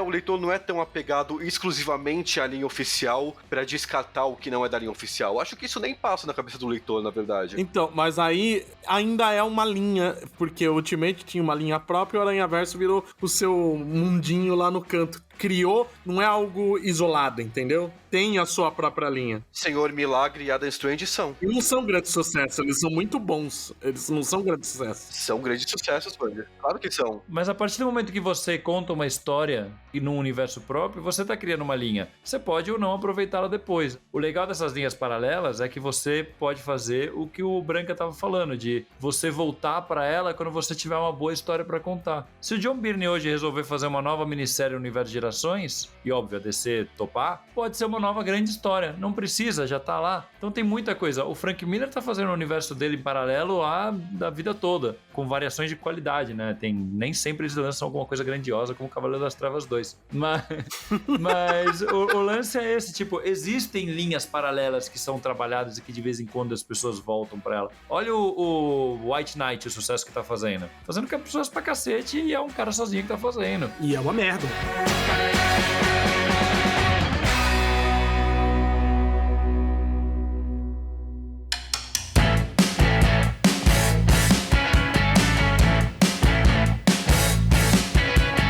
Você tocou agora no ponto importante, Cavaleiro das Trevas. Como é que você pode falar que o leitor não se importa com nenhum personagem que não seja da linha oficial quando o Cavaleiro das Trevas foi um sucesso absurdamente grande? Mas foi uma coisa fechada, eu acho que é isso. Watchmen. Não, mas aí é outra coisa. Mas é isso que vocês estão falando. Eu acho que vocês estão confundindo o que eu tô falando. Mas do que você tá falando, então? Você tá falando de uma mensal fora da cronologia? É porque eu acho que vocês não estão entendendo o que eu tô falando. Tipo, o Punk-Aranha tem uma mini. O Punk-Aranha é uma versão. Entende? Eu tô falando que a gente dá um peso muito grande pra linha do tipo, se esse asa não fosse o asa da Terra Prime, que seja lá qual for a Terra do DC hoje, não teria o mesmo peso. Ele seria uma versão também, seria uma versão tal qual é o Tudo Punk-Aranha. bem, mas ele não teria o mesmo peso. O Miles teve que ir pro universo regular pra ele bater com o Homem-Aranha. Se ele fosse do universo Ultimate... E o Peter Ultimate? Eu não tô falando da gente, Branca. Eu não tô falando da gente.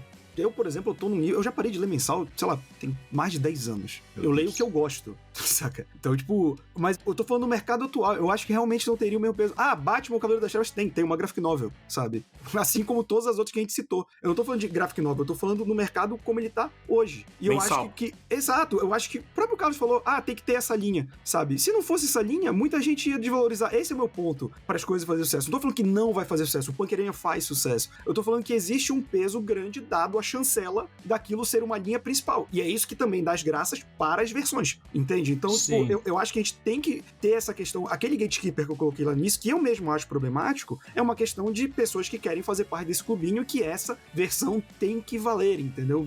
Tem que ter uma versão oficial, uma linha oficial, para que as versões deem certo. Se esse Asa Noturna estivesse saindo e a gente não tivesse um Asa Noturna na Terra Prime, não teria o mesmo peso para grande parte do público. Esse é o meu ponto. Eu ia continuar achando um título legal pra caralho. Então, mas eu acho que é assim, a gente entra em alguns pontos aí, porque a gente tem que separar o que é qualidade com o que faz sucesso, né? Por exemplo, uma série que é totalmente fora e que explodiu a ponto de ter um momento que chegou a ficar mais popular que a linha principal foi o universo do Injustice. Os quadrinhos do Injustice fizeram um puta sucesso. Teve gente que queria que os filmes fossem nesse universo de tanto sucesso que fez. Então, mas aí você entra no gosto das pessoas. Não teve esse sucesso em vendas em nenhum momento. É o barulho de fã que gostou muito e quer que seja assim. É diferente. Sim, mas esse sucesso não existiu. O Thomas Wayne Batman do Flashpoint, por mais que tenha sido uma história, que dentro de uma saga, é uma versão alternativa que fez um puta sucesso. Você via cosplay, você via coisa. Eu tô falando no sentido do sucesso... Popularidade. No sentido de popularidade, no sentido de repercussão que a parada teve, sabe? De você ver cosplay, de você ver versões, skin in game, sabe? Eu acho que é o seguinte, tipo, o lance do Asa Noturna especificamente é que parte da graça dele é você ver como finalmente as histórias não são nenhuma grande maravilha, elas são legais. E grande parte da graça é você ver o Dick Grayson, que foi um personagem que ficou muito tempo perdido,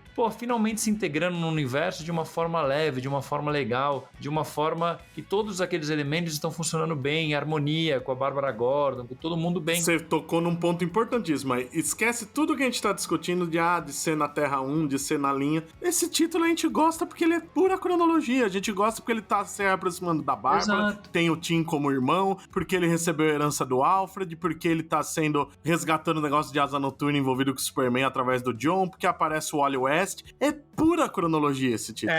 É pura cronologia mesmo. Título que se fosse, se tivesse escrito Terra 2 na capa, matou o título, não tem mais apelo, porque o apelo desse título específico é a cronologia. O apelo desse título, o que faz a gente gostar, a gente tá Mas é isso que eu tava falando desde o início.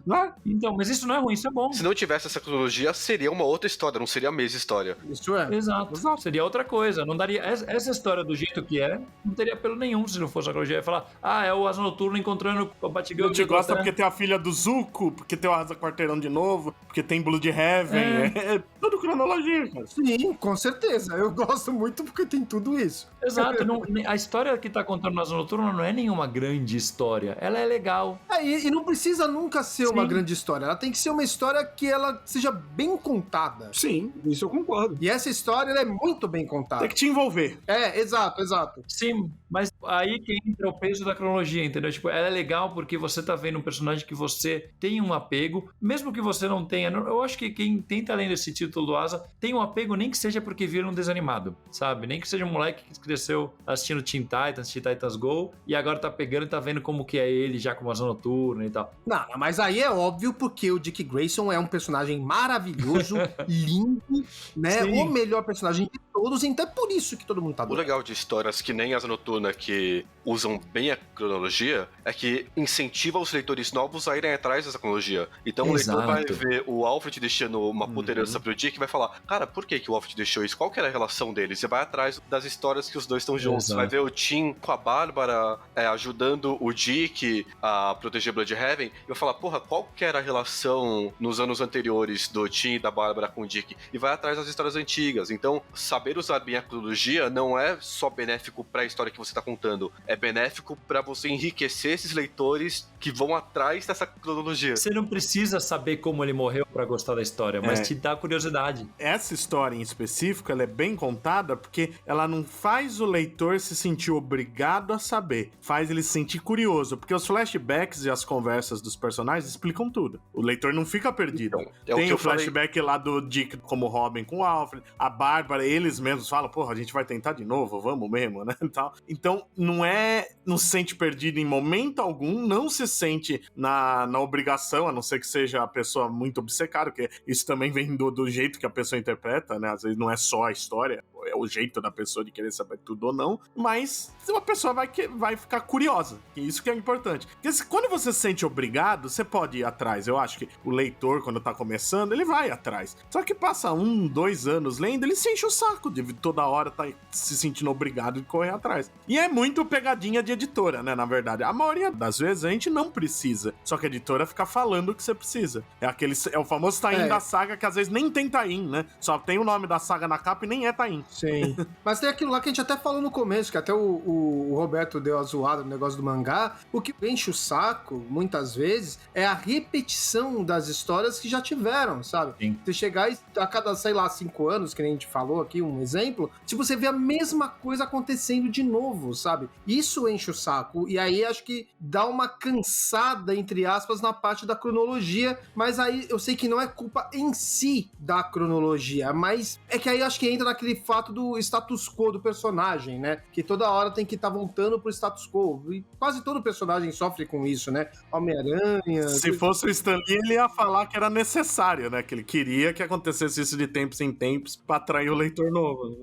Então... A Marvel não teve faz pouco tempo, eu não sei se vocês ainda saem com isso, aquele esquema de todo ano, de tempos em tempos, zerar a numeração e fazer, tipo, um novo ponto de partida. O tempo É um todo. conceito interessante, não sei qual sucesso isso fez, mas é um conceito legal de você definir pontos de partida. Então os roteiristas, toda a equipe já sabe que vai ter esse número de edições. Mas não é um ponto de partida, é como se fosse o número 40 ainda, sabe? Não é o número 1. Só tá na capa. Sim, mas eles 1. não são feitos pra pessoa poder pegar a partir do 1 sem se perder muito. Salvo algumas exceções, principalmente com personagens que são recentes. Por exemplo, a Miss Marvel acontece isso. Eu tava lendo pra fazer os vídeos da Hora Suave. É mais fácil também, né? Porque não tem uma carga cronológica grande. Mas realmente tem um novo início ali no segundo. Tem algumas coisas que mudaram e tal. Mas no geral, a grande maioria não é assim. É tipo, não chega a ser um ponto de partida. É mais um ponto diferente. Por exemplo, o Aranha do Slot, a gente tava falando. Quando acaba o Aranha Superior, o Peter volta pro corpo do Octavius e começa uma outra revista mensal espetacular, Homem-Aranha, com o Peter industrial. Você não entende como chegou ali, mas é um ponto diferente. Mas não precisa entender. Você pode saber que ele tá ali. Depois, Então, se você tiver curiosidade de saber Na como... verdade, número 0 da Marvel é pra enganar leitor novo, né? Exato. É pra enganar mesmo, não é bem É feito. pra enganar. Mas a Marvel tem uma coisa diferente, que a DC faz os reboots do zero mesmo. Ela reinicia o universo e faz o reboot. A Marvel faz reboots dentro da cronologia. Então ela segue... A Marvel faz o que a DC tentou fazer, por exemplo, com o Batman e o Lanterna Verde dos 952. Ela segue com o personagem, desconsiderando o que ela não quer mais considerar, partindo pra caminhos novos e tudo mais, dentro de uma cronologia. Exato. A DC não. A DC tá sempre na ansiedade de não, então vamos botar um ponto final agora e começar do zero. Daí passa 5 anos. Não, vamos botar um ponto final agora e começar do zero. O problema da DC é que ela joga pro universo inteiro quando, por exemplo, aquilo que a gente sempre vai cair em toda crise, né? Você vai rebutar tudo menos o que tá vendendo. Então, tipo, Sim, na Crise das Infinitas todas. Terras você tinha que manter os Titãs. Nos 952, o exemplo do Batman que o Carlos citou eles só deram um número 1, mas o Scott Snyder, que só sabe escrever com flashback, tava seguindo o mesmo background de um Batman que já existia. A Marvel faz isso pontualmente e com muita cagada. O Pacto com o Mephisto é um reboot, cara. Você desfazer toda uma parada. Eu lembro o final do Peter David no Hulk, né? Que ele tem a questão da Beth morrendo. Aí quando termina termina, que é uma história muito bonita do Peter David, eles colocam um epílogo com outro escritor, outro desenhista, pra dizer que a Beth não morreu. E aí, tipo, tem a fase do Bruce Jones, que começa bem, vira uma merda, aí eles aproveitam Dinastia M pra trazer o Peter David de volta e dizer, isso tudo aí que aconteceu nos últimos meses foi um sonho, sabe? Tipo, então eles fazem pequenos reboots nos heróis. Acho que o que chega mais perto disso foi Guerras Secretas, mas Guerras Secretas foi mais pra certas pontos, tipo, o Miles ir pro universo regular, já que o universo Ultimate Guerras Secretas são coisas pontuais que eles, pra não precisar explicar, né? Que dá um pulo de 6 meses, o mercenário era tetraplégico, ele tá andando. Ponto. Não sabe por quê, foi por causa das Guerras Secretas. Exato. Olha, socos na realidade. Isso vocês acham legal, mas o Superman e a Mulher Maravilha telepatas vocês acham ruim. Enfim, é hipocrisia. Não, mas isso aí não, isso aí é ridículo, né? Porque não existe. Um dos melhores reboots da Marvel, pra mim, dentro da cronologia, é o do Justiceiro, que tava como Justiceiro Anjo Assassino durante uma minissérie, e daí começa a mensal do Gatilhos e ele fala, eu me cansei daquilo, mandei eles se fuderem e voltei pra minha vida. Não deu certo, né? Ele fala, não deu certo, né? Eu desisti. Mandei aqueles anjos se fuderem e voltei pra minha vida. E pronto, e segue daí. É isso, cara. Muito bom. O Flash, ele chegou a pedir pra todo mundo esquecer a identidade dele. Teve uma coisa assim também, vocês lembram? O Espectro. O Wally não pede, o Al faz sem...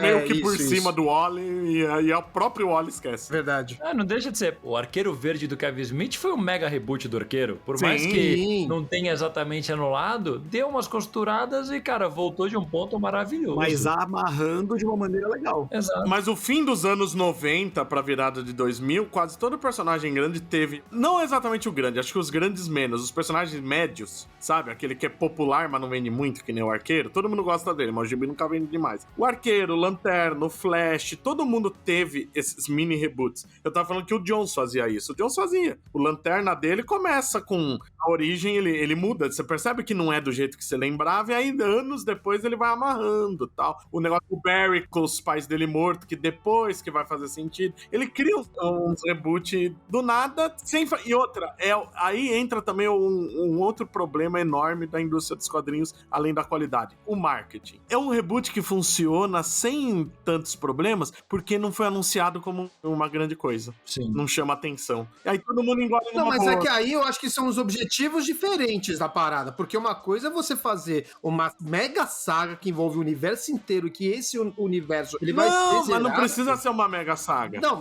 mas em questão de marketing, sim. O marketing, ele vai atuar nisso. Agora, com um negócio menor, não. Mas aí que tá. O anúncio de como é feito é totalmente diferente. Quando anuncia um grande roteirista num gibi novo, vira o marketing do caralho, e aí sim eles querem anunciar como um novo início, como um novo começo e tal. Não precisa nem sempre ser uma nova saga. E às vezes a história simplesmente tá acontecendo sem fazer barulho. Mas, Bud, eu tô pensando até, você falou do final dos anos 90, começo dos anos 2000, eu lembrei de um caso que teve muito leitor que entrou nessa época e que considerava só essa época, que foi quando o Grant Morrison entrou no Batman. Aquilo lá, querendo ou não, foi meio que um reboot no sentido de que foi um novo início. Não um reboot, mas é um ponto de partida. Sim. E se você só lê o Batman do Grant Morrison, você já tem informação suficiente pra curtir aquelas histórias. É uma mudança de caminho total do que tava tendo. Exato. Sim. Óbvio que se você... Aí você pode ir atrás... E respeitando a cronologia. Exato. Você pode ir atrás de falar, o Ra's al Ghul e a Thalia, vou atrás das histórias começo desses personagens. O Damon, ouvi falar que teve uma história nos anos 80 que introduziu esse conceito, vou lá ler. Mas é aquela coisa da cronologia. Eu acho que no fim das contas, o que a gente conclui com a nossa conversa, o problema não é a cronologia, o problema são roteiristas bons e roteiristas ruins, que sabem ou não usar a cronologia a seu favor. No fim das contas é isso, né? Editores, equipe boa, né? É parar de ter um monte de título por obrigação e fazer só o que tem cara de que vai ficar bom, que aí fica tudo organizadinho. A gente fez faz um tempo o que a gente faria se a gente mandasse na DC, lembra? E a gente jogou várias ideias desse tipo. Foi divertido. Foi. E, enfim, no fim das contas acabaria sendo parecido o que a gente falaria aqui hoje. Porque, no fim das contas, obviamente, os quadrinhos são um produto e eles não vão parar de sair mensalmente. Mas você não precisa ficar fazendo mega sagas em todas as revistas. Olha o Asa Noturna como tá dando certo, sem ficar fazendo mega saga. Tem um arco que se conclui em 2, 3, que dá um gancho pra mais um, vai seguindo. Mas se você pega uma história no meio, você rapidamente entende o que tá ali, dá uma recapitulada e vai seguindo, entendeu?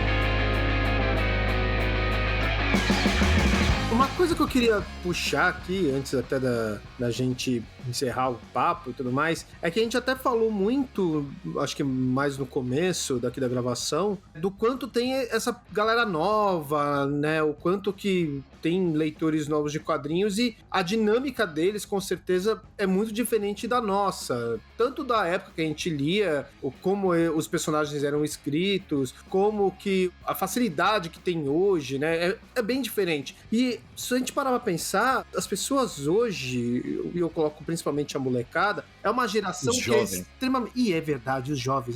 Que triste falar isso, mas tudo bem. Mas assim, é uma galera que é extremamente imediatista. É uma galera que quer tudo rápido e que quer consumir muito conteúdo, mas um pouco espaço de tempo. Tanto que você vê hoje, a maioria das pessoas ouve podcast em sei lá quantas vezes, vê filme em sei lá quantas vezes, vê série em sei lá quantas vezes. Eu acho isso horroroso, mas a garotada de hoje faz isso. Eu fico imaginando a relação, e aí eu não sei dizer, eu só tô querendo imaginar a relação dessa galera, desse tipo de consumidor de conteúdos, assim, de querer a todo momento, qual que é a relação dele com os quadrinhos? E mais ainda, como que fica a relação dessas pessoas com cronologia, né? Porque se quer tanto imediatismo, tudo rápido, tudo na mão, como que faz isso? Eu acho que até o formato que a Panini adota hoje em dia, que ou é encadernado ou a própria mensal é quase que um encadernado um pouco menor, né? Hoje em dia. É muito por causa disso, porque quer ler a história de uma vez, né? Acho que as histórias já são até produzidas pensando muito nisso. Sim, já são pensadas no formato. E explica também o sucesso de canal do YouTube, como o nosso amigo Rino, que explica os arcos. Porque o cara que quer ler, ele não tá com vontade de pegar e ficar sentado lendo tudo aquilo. Às vezes não tem nem tempo na forma de vida da pessoa, sabe? Ele vai lá e vê o vídeo em 2x e pronto. Pega o básico e depois se ele falar, pô, gostei muito, eu realmente quero ler isso, ele vai atrás de ler. Isso que o André falou, é importante a gente ter em mente essa diferença de consumo. Me lembrou até um meme. Meme não, na verdade, uma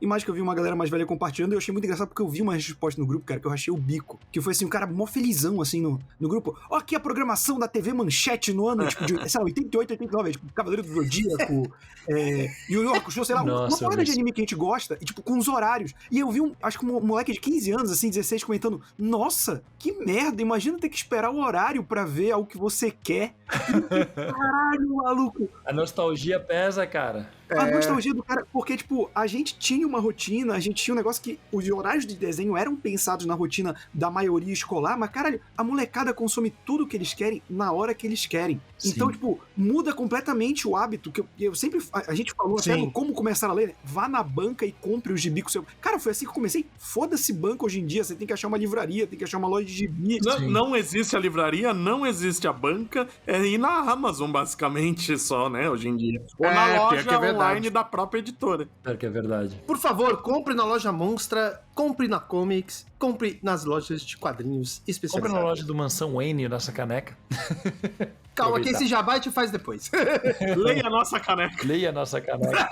Leia a nossa caneca. Você levantou um ponto que é importante, que é a forma que o material é distribuído mudou também. Então, você tá falando, pô, eu lembro de ficar em casa assistindo canal de televendas porque era a coisa mais interessante que tava passando. Eu ficar deitado no sofá com meu irmão, assistindo lá o cara vendendo móveis. A quantidade de desenho merda que fazia sucesso. Tipo, se você botava Cavalo de Fogo entre Thundercats e Caverna do Dragão, toda a molecada ia assistir Cavalo de Fogo porque queria ver os dois. E é o único horário que a gente tem pra ver desenho. É uma coisa que eu até tava falando no chat com vocês todo dia, que a gente tava falando sobre filmes dos anos 80 e 90, a gente tava relembrando Matinê, Ataque dos Velhos Assassinos, tudo isso. E eu falei, cara, é muito bom a gente ter crescido com TV, porque tem muito filme legal que eu assisti porque tava passando no Corujão ou na Sessão da Tarde que eu não pegaria pra assistir se tivesse no streaming. Eu não me interessaria pra... Puta, vou pegar aqui esse Matinê aqui com uma formiga. Eu nem ia saber que existe, né? Nem ia saber que existe, já tá perdido lá. Eu percebi eu não ia querer ver. Então eu conheci muita coisa por ter sido obrigado, entre aspas, a consumir aquilo, porque é o que tinha, eu consumi, e que foi muito bom. E eu não teria isso hoje. O próprio quadrinho mesmo, né? Mix de de revista era isso, cara. Tem muito gibi que se não fosse em mix, nunca sairia no Brasil. Nunca. E o quadrinho tem um fator também que vocês lembram que tinha gibi até do Faustão, né? Tinha gibi de qualquer porra. Que tinha muito lance de, você assistia o desenho animado do Batman na TV, assistia o desenho animado do Super-Homem, do Homem-Aranha, e você queria mais aventuras. O jeito de você ter mais aventuras na hora que você quisesse era ter uma revista que você pudesse abrir e ler. Porque você não tinha como dar play no desenho na hora que você quisesse, sabe? E uma coisa muito importante, o preço, né? Que o Branca falou antes. Você pagava R$2, R$2,50. Eu lembro de R$1,60 o formatinho. Hoje em dia, se por um lado tudo existe encadernado de qualquer época, o moleque não tem como comprar um desses encadernados. Não, mudou. Mas ele tem de graça ou tem alternativas na internet. Aquela coisa do, quando você é jovem, você tem energia, mas não tem dinheiro. Aí depois você tem dinheiro e não tem tempo. Aí depois você Eu não tem tenho tempo, nada. mas não tem energia. O mix, eu tava vendo, acho que o mix do X-Men, que tem 4 histórias e custa R$23, alguma coisa assim. É absurdo isso. É mais até, eu acho. 10 vezes mais do que a gente pagava antigamente. Mas o consumo muda. Grande parte do nosso apego ao Tim Drake, por exemplo, é porque a gente comprava a revista do Batman e ele tava lá. Sim. E aí a gente começou a ler. Se eu tivesse comprado a revista do Batman e só tivesse o Batman, talvez eu não teria passado os anos 90 inteiros sem ter lido uma história solo do Tim Drake, porque eu fui no gibi do Batman. Eu acho que uma questão que difere muito a nossa geração da geração atual é que a gente precisou se esforçar para ir atrás de algumas coisas. A gente pagava mais barato, mas a gente precisava ir em sebo para caçar. A gente não sabia em qual edição tinha acontecido tal coisa, porque não tinha internet tão fácil. Não tinha o guia dos quadrinhos, né? Não tinha guia dos quadrinhos pra falar em qual edição aconteceu tal coisa. A gente ia no Obrigado, Guia dos sebo, Quadrinhos. a gente comprava, sei lá, 5 formatinhos e ficava procurando. Se não tava lá, a gente voltava mais. Li a sessão de cartas pra saber um pouco mais do contexto. Sim, lia a nota do editor que falava isso aconteceu em Super Aventuras. Então, a gente tinha um esforço a mais, eu acho que isso acabou criando também, de repente, um prazer a mais pra gente naquela época. Comprometimento, eu acho. De comprometimento, a gente cria... Porque assim, a cronologia, pra mim, é uma coisa que até o Carlos tinha falado, é uma coisa que eu até falei num outro podcast. O importante dela é porque ela faz você criar mais apego por aquilo, porque faz você criar mais proximidade por aquilo. Então você se esforça pra conhecer mais daquilo, você acaba se aproximando muito daquilo. Aquilo acaba fazendo parte da sua vida. Da sua rotina. Não, vira até um refúgio, cara. Vira até um mundo onde você conhece as regras. Cria uma simbiose, aquilo e a sua vida. Então você respira aquilo. Você trata os personagens como se fossem amigos, às vezes, sabe? Cria um vínculo entre você e aquilo. A geração atual, eu posso estar muito enganado, mas é o que eu vejo. Tem tudo muito à mão. Então, esse esforço que a gente tinha não existe mais. Tem vídeo explicando o final de tal filme que não precisa ser explicado, ou podcast explicando a cronologia de não sei o quê. Ou resumo na Wikipédia. Wikipédia pra você ler resumo. Podcast discutindo se a cronologia é importante. Nossa, olha que merda. Tá tudo na mão. Tem coisas muito na mão mesmo, então não existe esse esforço que pra gente criou muito do apego que a gente tem. É um comprometimento que o Bud falou, então eu acho que a galera hoje quer tudo muito mastigado por causa disso. Eles têm tudo tão fácil. É tão fácil que eles não querem ir atrás. Sim. Não gera tanto interesse, né? Torna-se descartável, porque pra gente consumir um tempo, tipo, o tempo da gente ir, não sei, pô, ou a gente tinha que pegar transporte público, que dependendo da idade o pai não deixa, ou você dependia do tempo e da boa vontade dos seus pais de te levar no sebo, sabe? E eu acho que tem uma outra questão que a gente tá muito no consumo, a gente ignorou não, né? Eu acho que a gente pode falar disso, que é todas essas etapas que a gente tá falando que a gente tinha que fazer envolviam também uma questão social. Geralmente, quando a gente ia em sebo, em coisas de bi, tinha o cara do sebo que gostava de bi. Quando você ia na banca, tinha a banca que o cara... Eu sempre falo, né? Eu adoro Chuva Rubra. E eu li Chuva Rubra porque o cara da banca leu, quando chegou, ele adorou e me recomendou. Porque ele viu que eu lia quadrinho. Sim. Aí depois a gente entrou nos fóruns. Hoje em dia, o que funciona, que eu vejo mais próximo, sempre lembrando que isso é a minha bolha, ou como eu consumo, não quer dizer que é a realidade total. A gente citou o Nerd All Star do Rino. O canal do Rino vira uma grande comunidade. Porque o Rino vira esse oráculo, que a molecada vai pra ver a história completa, e fica conversando com ele nos comentários ou entre si. Sim. Que era o que a gente fazia no sebo, que era o que a gente fazia na comics, que era o que a gente fazia no fórum de internet. Então esse fator social também tá no meio. É verdade. Não, cara, você tá falando uma parada, já até pra concluir o meu argumento, já pra gente já encerrar. Quando eu era mais novo, eu lembro que meu pai, ele ficava indignado que eu comprava a revista na banca. Ele falava, pô, você pode ir no sebo, o gibi que você paga R$2,50, você vai pagar 50 centavos, 25 centavos. Por que você compra um novo? Compra um antigo, são histórias boas, você gosta. Aí, o que eu falava? Cara, se eu comprar só as histórias antigas, eu não vou poder discutir na internet o que tá acontecendo. Que era grande parte da graça. Sim. Era chegar, entrar no fórum, entrar na lista de discussão e falar, porra, que foda, hein? O Casa Noturna fez essa edição e tal, ficar discutindo essas paradas. Que hoje em dia, que depois que começou a ter um acesso fácil ao material gringo pra internet, eu acho que isso se perdeu um pouco também, porque... Dá uma matada. Porque aí o que tá saindo aqui já é material antigo, né? Então isso meio que morreu. Mas até aí o pessoal se atualizou e começou a acompanhar o gringo, quem queria ficar nessa discussão. Eu acho que a gente até compara com o que a gente fala sobre streamings que lançam a série toda de uma vez e streamings que lançam a série semanalmente. O que a gente fazia na nossa época é a gente se alimentava daquele produto, a gente digeria aquele produto, a gente discutia aquele produto. Exato. Então, a série que é lançada uma vez por semana, tem uma semana pra você discutir aquilo com quem você sabe que tá curtindo aquilo também. Mesma dinâmica. Você vai pensando naquele episódio até o episódio seguinte. Então, você pensando, você também se apega mais ao episódio, aos personagens daquela série. Discute expectativa, né? Discute expectativa, assim. Enquanto que uma série que é uma temporada toda de uma vez, por mais que eu goste, eu percebo também que é uma coisa muito mais... não vazia, mas finita, sabe? Cria um interesse muito mais finito. Você não degusta tanto, né? Você não degusta tanto, mas você também não cria o apego que uma série semanal cria. Tá bem. Sabe? Eu vejo Stranger Things, eu adoro Stranger Things, mas daí acaba Stranger Things, fica aquele hiato imenso até a próxima temporada que faz você ir perdendo interesse aos poucos, daí quando aparece uma nova temporada você já tá sem interesse, é que a série é muito boa e daí você assiste e renova, mas ela cria um intervalo que faz você não perder o retém interesse. nem na memória, né? Sim, porque você não criou apego com aquilo no tempo que você tava assistindo, porque você assistiu aquilo em 3 dias, 4 dias, uma semana, talvez. Vira efêmero, né? Tipo, não tem... Vira efêmero. Acabou, passou, tchau. É. Não tem esse apego que você vai criando aos poucos e tal. Sim. Acho que os quadrinhos, a diferença da nossa geração pra essa é que a gente digeriu aquilo por tempo bastante pra criar apego por aquilo, enquanto a geração mais atual, que é tudo tão imediatamente, que nem o André falou, que não digere, não cria apego, não quer coisas que você precise ir atrás de muita coisa, se esforçar e ver cronologia e tudo mais. Então, eu acho que talvez a cronologia vai se perdendo. A facilidade de acesso ao conhecimento que a gente queria ter na nossa época vai acabar causando uma perda de interesse na cronologia exatamente pela facilidade, entende? Eu acho que também tem um outro fator aí, eu não sei o quanto que ele pode influenciar na parte da cronologia ou não, mas também você crescer em um mundo onde os super-heróis já não é coisa do nerd que era o nerd de antigamente, você ter super-heróis em tudo... É pop, né? Eu acho que é uma dinâmica também um pouco diferente, assim. Bastante, eu acho. Que nem eu falei, eu não sei dizer o quanto que isso reflete, quanto as pessoas enxergam cronologia.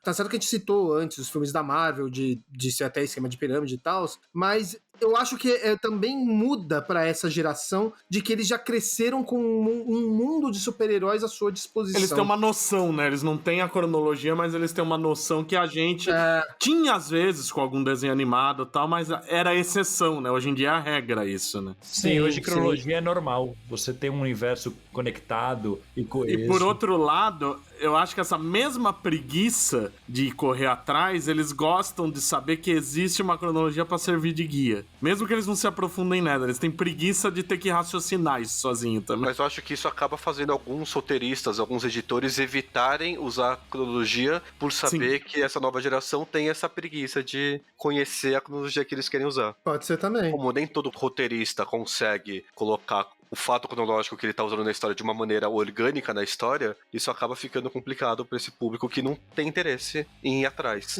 Eu quero concluir dizendo que eu tô esperando o Nick Spencer trazer a prima sereia do Peter Parker de volta. Meu Deus do céu. E até voltando, né, daquilo que o Branco até comentou, né, de tipo, você tava lendo um quadrinho, aí você via o resumo pra saber o que tava acontecendo, tentava via a nota do editor e tal. Eu já comentei isso no podcast, mas eu acho que, em programas anteriores, mas eu acho que é sempre legal colocar, que quando eu li a morte do Superman, e aí eu fiquei com aquilo assim, a minha primeira reação foi quando tem aquela parte que tá acho que é o Superman e o Gladiador Dourado, eles estão em alguma coisa do Cadmus e começa a cair várias madeiras ali. E aí embaixo eu lembro que foi uma das primeiras vezes que eu me deparei com aquilo. Ou pelo menos a única lembrança que eu tenho, assim, da minha infância. De estar lá, nota do editor. Para saber o que aconteceu nisso, vá na edição 400 não sei o que da Superman. Aí eu fiquei assim, eu lembro que eu ficava assim, então quer dizer que eu tinha que ler 400 e tantas edições antes pra entender tudo? Típico. Tá ligado? Né? E aí eu lembro que eu falei isso pro Carlos anos depois, quando a gente se conheceu na faculdade, ele falou, não, cara, não é assim que funciona. Mas você ficou anos com isso na cabeça, né? Exato, eu fiquei com muito tempo, fiquei, caralho, velho, como assim? Eu vou ter que ler 450 e tantas coisas. Eu acho que a gente pode concluir basicamente o seguinte: cronologia é legal, mas vacila. É isso, né? No fim das contas, todo mundo gosta, mas de vez em quando dá uma merda por culpa dela. Eu gosto dela, eu não gosto de quem usa ela mal. Então. Então, não é culpa dela, é culpa de editor ruim, roteirista ruim, de histórias ruins. Exato. Sim, O problema sim. não é a cronologia, o problema é quem não sabe usar direito. Igual personagem. A cronologia, no fim das contas, acaba sendo como se fosse um grande personagem, né? Sim, com certeza. Então, gente, obrigado. Quero ver nos comentários a galera falar sobre o que eles acham disso tudo. Se concordam, se não concordam. Se acham que... Vocês acompanham a cronologia do Mansão Wayne? Eu quero até saber se o pessoal acompanha, gosta de ler todas as mensais ou se só se informa um pouquinho pela internet. Como que é, qual que é a sua geração, quando que você começou mais ou menos. A gente quer saber disso. E vamos lá, porque tem mais gente que comentou nos programas anteriores e a gente vai ler agora na leitura de e-mails e comentários.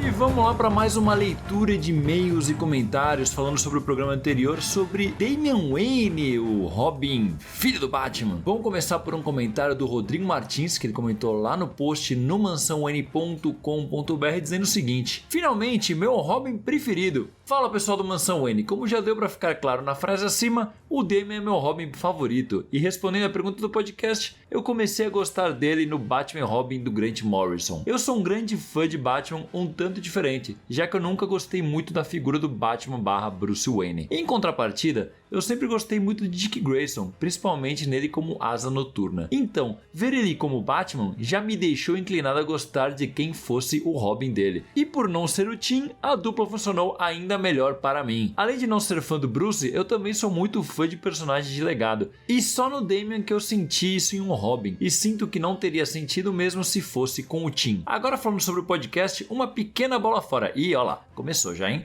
No começo do gibi atual dele, e faço coro de que essa roupa de agora é linda, revelam que ele recém fez 14 anos. Fora que eu sinto que a partir de agora ele vai envelhecer mais. Mas, claro, pode ser só impressão minha. Pode ser, né? Eu concordo com você. Também senti falta de falar da relação dele com a Stephanie, que apesar de não ser uma constante, tem seus bons momentos. Como em The Seasoned, onde ela foi a Robin dele, é verdade. E falando na relação dele com os outros Robins, outro momento legal da HQ é quando ele se encontra com o Dick e o Dick fala algo muito importante. Todos os outros foram Robins para o Bruce, mas apenas o Damian foi o Robin pro Dick, reforçando o elo fraternal deles. E é isso. Forte abraço e continuem com um ótimo podcast. Pô, obrigado pelo comentário, Rodrigo. Cara, muito bem lembrado esse negócio da Stephanie. Eu confesso que eu não li The Seasoned, então, mas realmente lembro de ter visto comentário disso, imagens na internet. Preciso pegar pra ler. Tem gente que fala que é legal, tem gente que fala que não é, né? Vai saber, só lendo pra saber. E sobre a fala do Dick, eu acho um pouco injusto, porque o Tim também foi o Robin do Dick na fase Filho Pródigo, que a gente até gravou um podcast. Mas a conexão aqui realmente foi especial, porque o Damian começou sendo o Robin do Dick, né? É diferente. Ele não substituiu, ele seguiu, ele começou ali. E também no site o Samuel NT, sempre presente por aqui, comentou: fala pessoal, excelente episódio, o Damian é meu Robin favorito. Então tô percebendo um padrão aqui. A fase do Morrison escrevendo ele em Batman Robin e Corporação Batman foi muito legal. A dinâmica que ele traz com o Dick é excelente, mas as histórias que realmente me fizeram ser fã dele foram as do Peter Tomasi em Batman Robin. Ali acho que o desenvolvimento do Damian foi muito bom, e Batman Robin mesmo era um dos melhores títulos da época. Meu favorito da Batfamília, pelo menos. Não estou acompanhando regularmente o título dele agora, mas no começo eu achei muito bom e adorei a interação dele com os outros personagens. Mas eu gostava mesmo dele com a Ninguém. Espero que ele continue Robin por um tempo ainda, mas acho que ele realmente vai adotar um outro nome futuramente.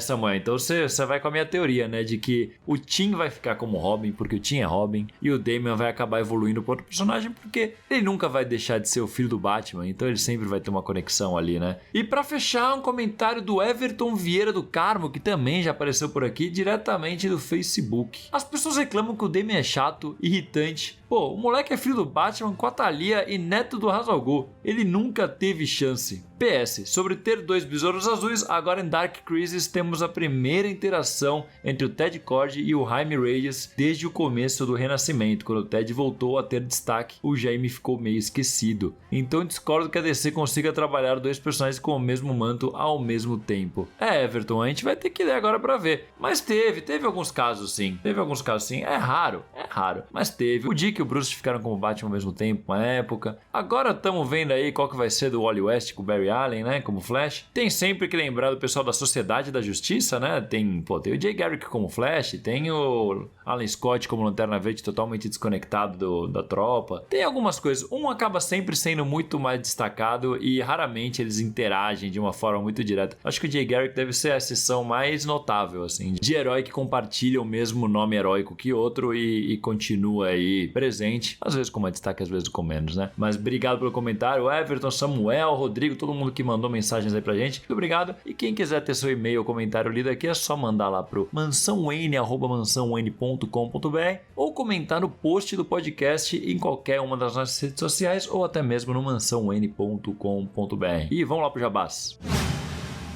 pro Jabás. Começando por ele, Thiago Brancatelli. O que eu quero falar é: amem aos outros, amem a si mesmos. Amém. E é isso. Mamem. Essa é a minha mensagem. Obrigado. Que palavras bonitas. O Branca sempre trazendo filosofia aqui pra gente. E Roberto II, seu jabás. Bom, pra quem gostou de me falando besteira aqui, nesta cronologia do Mansão Wayne, eu também tô na cronologia da Hora Suave, falando de várias coisas, como filme, série, quadrinho, videogame, cada cronologia na sua. Também estou no Eu Te Amo, Dr. Zaius, que aí é uma cronologia muito mais complicada que a do Gibi, que é a cronologia dos Simpsons. Muito mais coesa e que prevê o futuro. Bem mais. E que, inclusive, é um exemplo que ela vai se renovando. E também estou com um homem que é fanzoca da cronologia, Leonardo Vicente, no Momento Suave, podcast aí com notícias da cultura pop toda sexta-feira em qualquer agregador de podcast, no Spotify e no Deezer. É isso, papai. Muito bom, e já que ele te acompanha no Momento Suave, Leonardo Vicente, o Bud, seu jabás. Bom, visita lá o falaanimal.com.br. Se quiser saber a origem do Fala Animal na cronologia vigente, procure HQM número 26, onde tem a origem da coluna Fala Animal. Mas siga também nas redes sociais, no Instagram e no Facebook como Fala Animal e no Twitter como Fala Animal Site. Além disso, Fala Animal também é um podcast que sai segunda-feira sim, segunda-feira não. E tem novidade também que, enfim, está pronto o livro Prodígio, que eu escrevi sobre o nosso tão falado nesse episódio Dick Grayson, né? Fala dos outros Robins também, mas é principalmente sobre a trajetória do Dick Grayson e já está disponível em breve em livrarias e também numa campanha relâmpago no Catarse. É o catarse.me/batbox. Pra vocês pegarem lá o Prodígio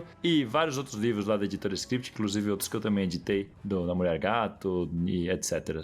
Então, vamos lá para o André, que edita podcasts, faz roteiros, faz um monte de coisa. André, fala aí como que a pessoa que tá pensando em fazer um podcast ou até melhorar o podcast que ele já começou, como que faz para entrar em contato com você? Você pode me mandar um e-mail para panceira.audio@gmail.com. A gente troca aquela ideia para eu saber o que você quer fazer com o seu podcast. Eu faço o roteiro, eu dirijo, acompanho a gravação, edito, deixo ele uma chupetinha de lindo para você ter o seu podcast maravilhoso. E aí, Carlos, acho que a gente tem um recadinho, que é o recadinho da nossa lojinha, que a nossa lojinha tem muitos produtos legais, tem caneca, tem almofada, tem um monte de coisa. Fala aí, não é verdade, cara? É só entrar lá no mansãon.com.br, clicar em loja ou simplesmente mansãon.com.br/loja. Lá você vai encontrar camisetas, imãs, um monte de coisa, copo, caneca, um monte de coisa legal do Mansão Wayne para você vestir, para você usar, para você ter o Mansão Wayne presente no seu dia a dia, além de ajudar a divulgar o nosso projeto e ajudar a apoiar financeiramente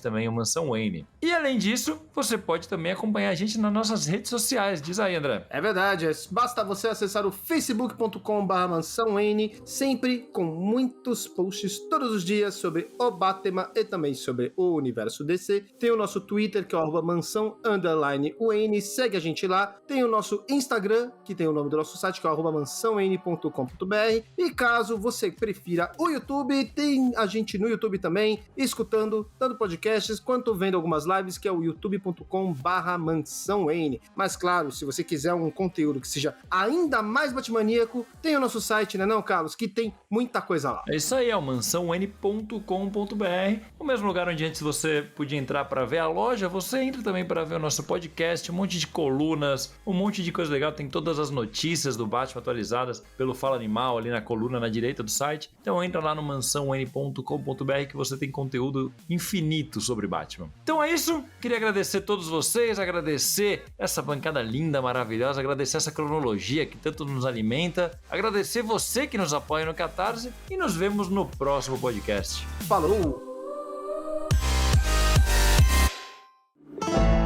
Programa editado por Pancera Áudio.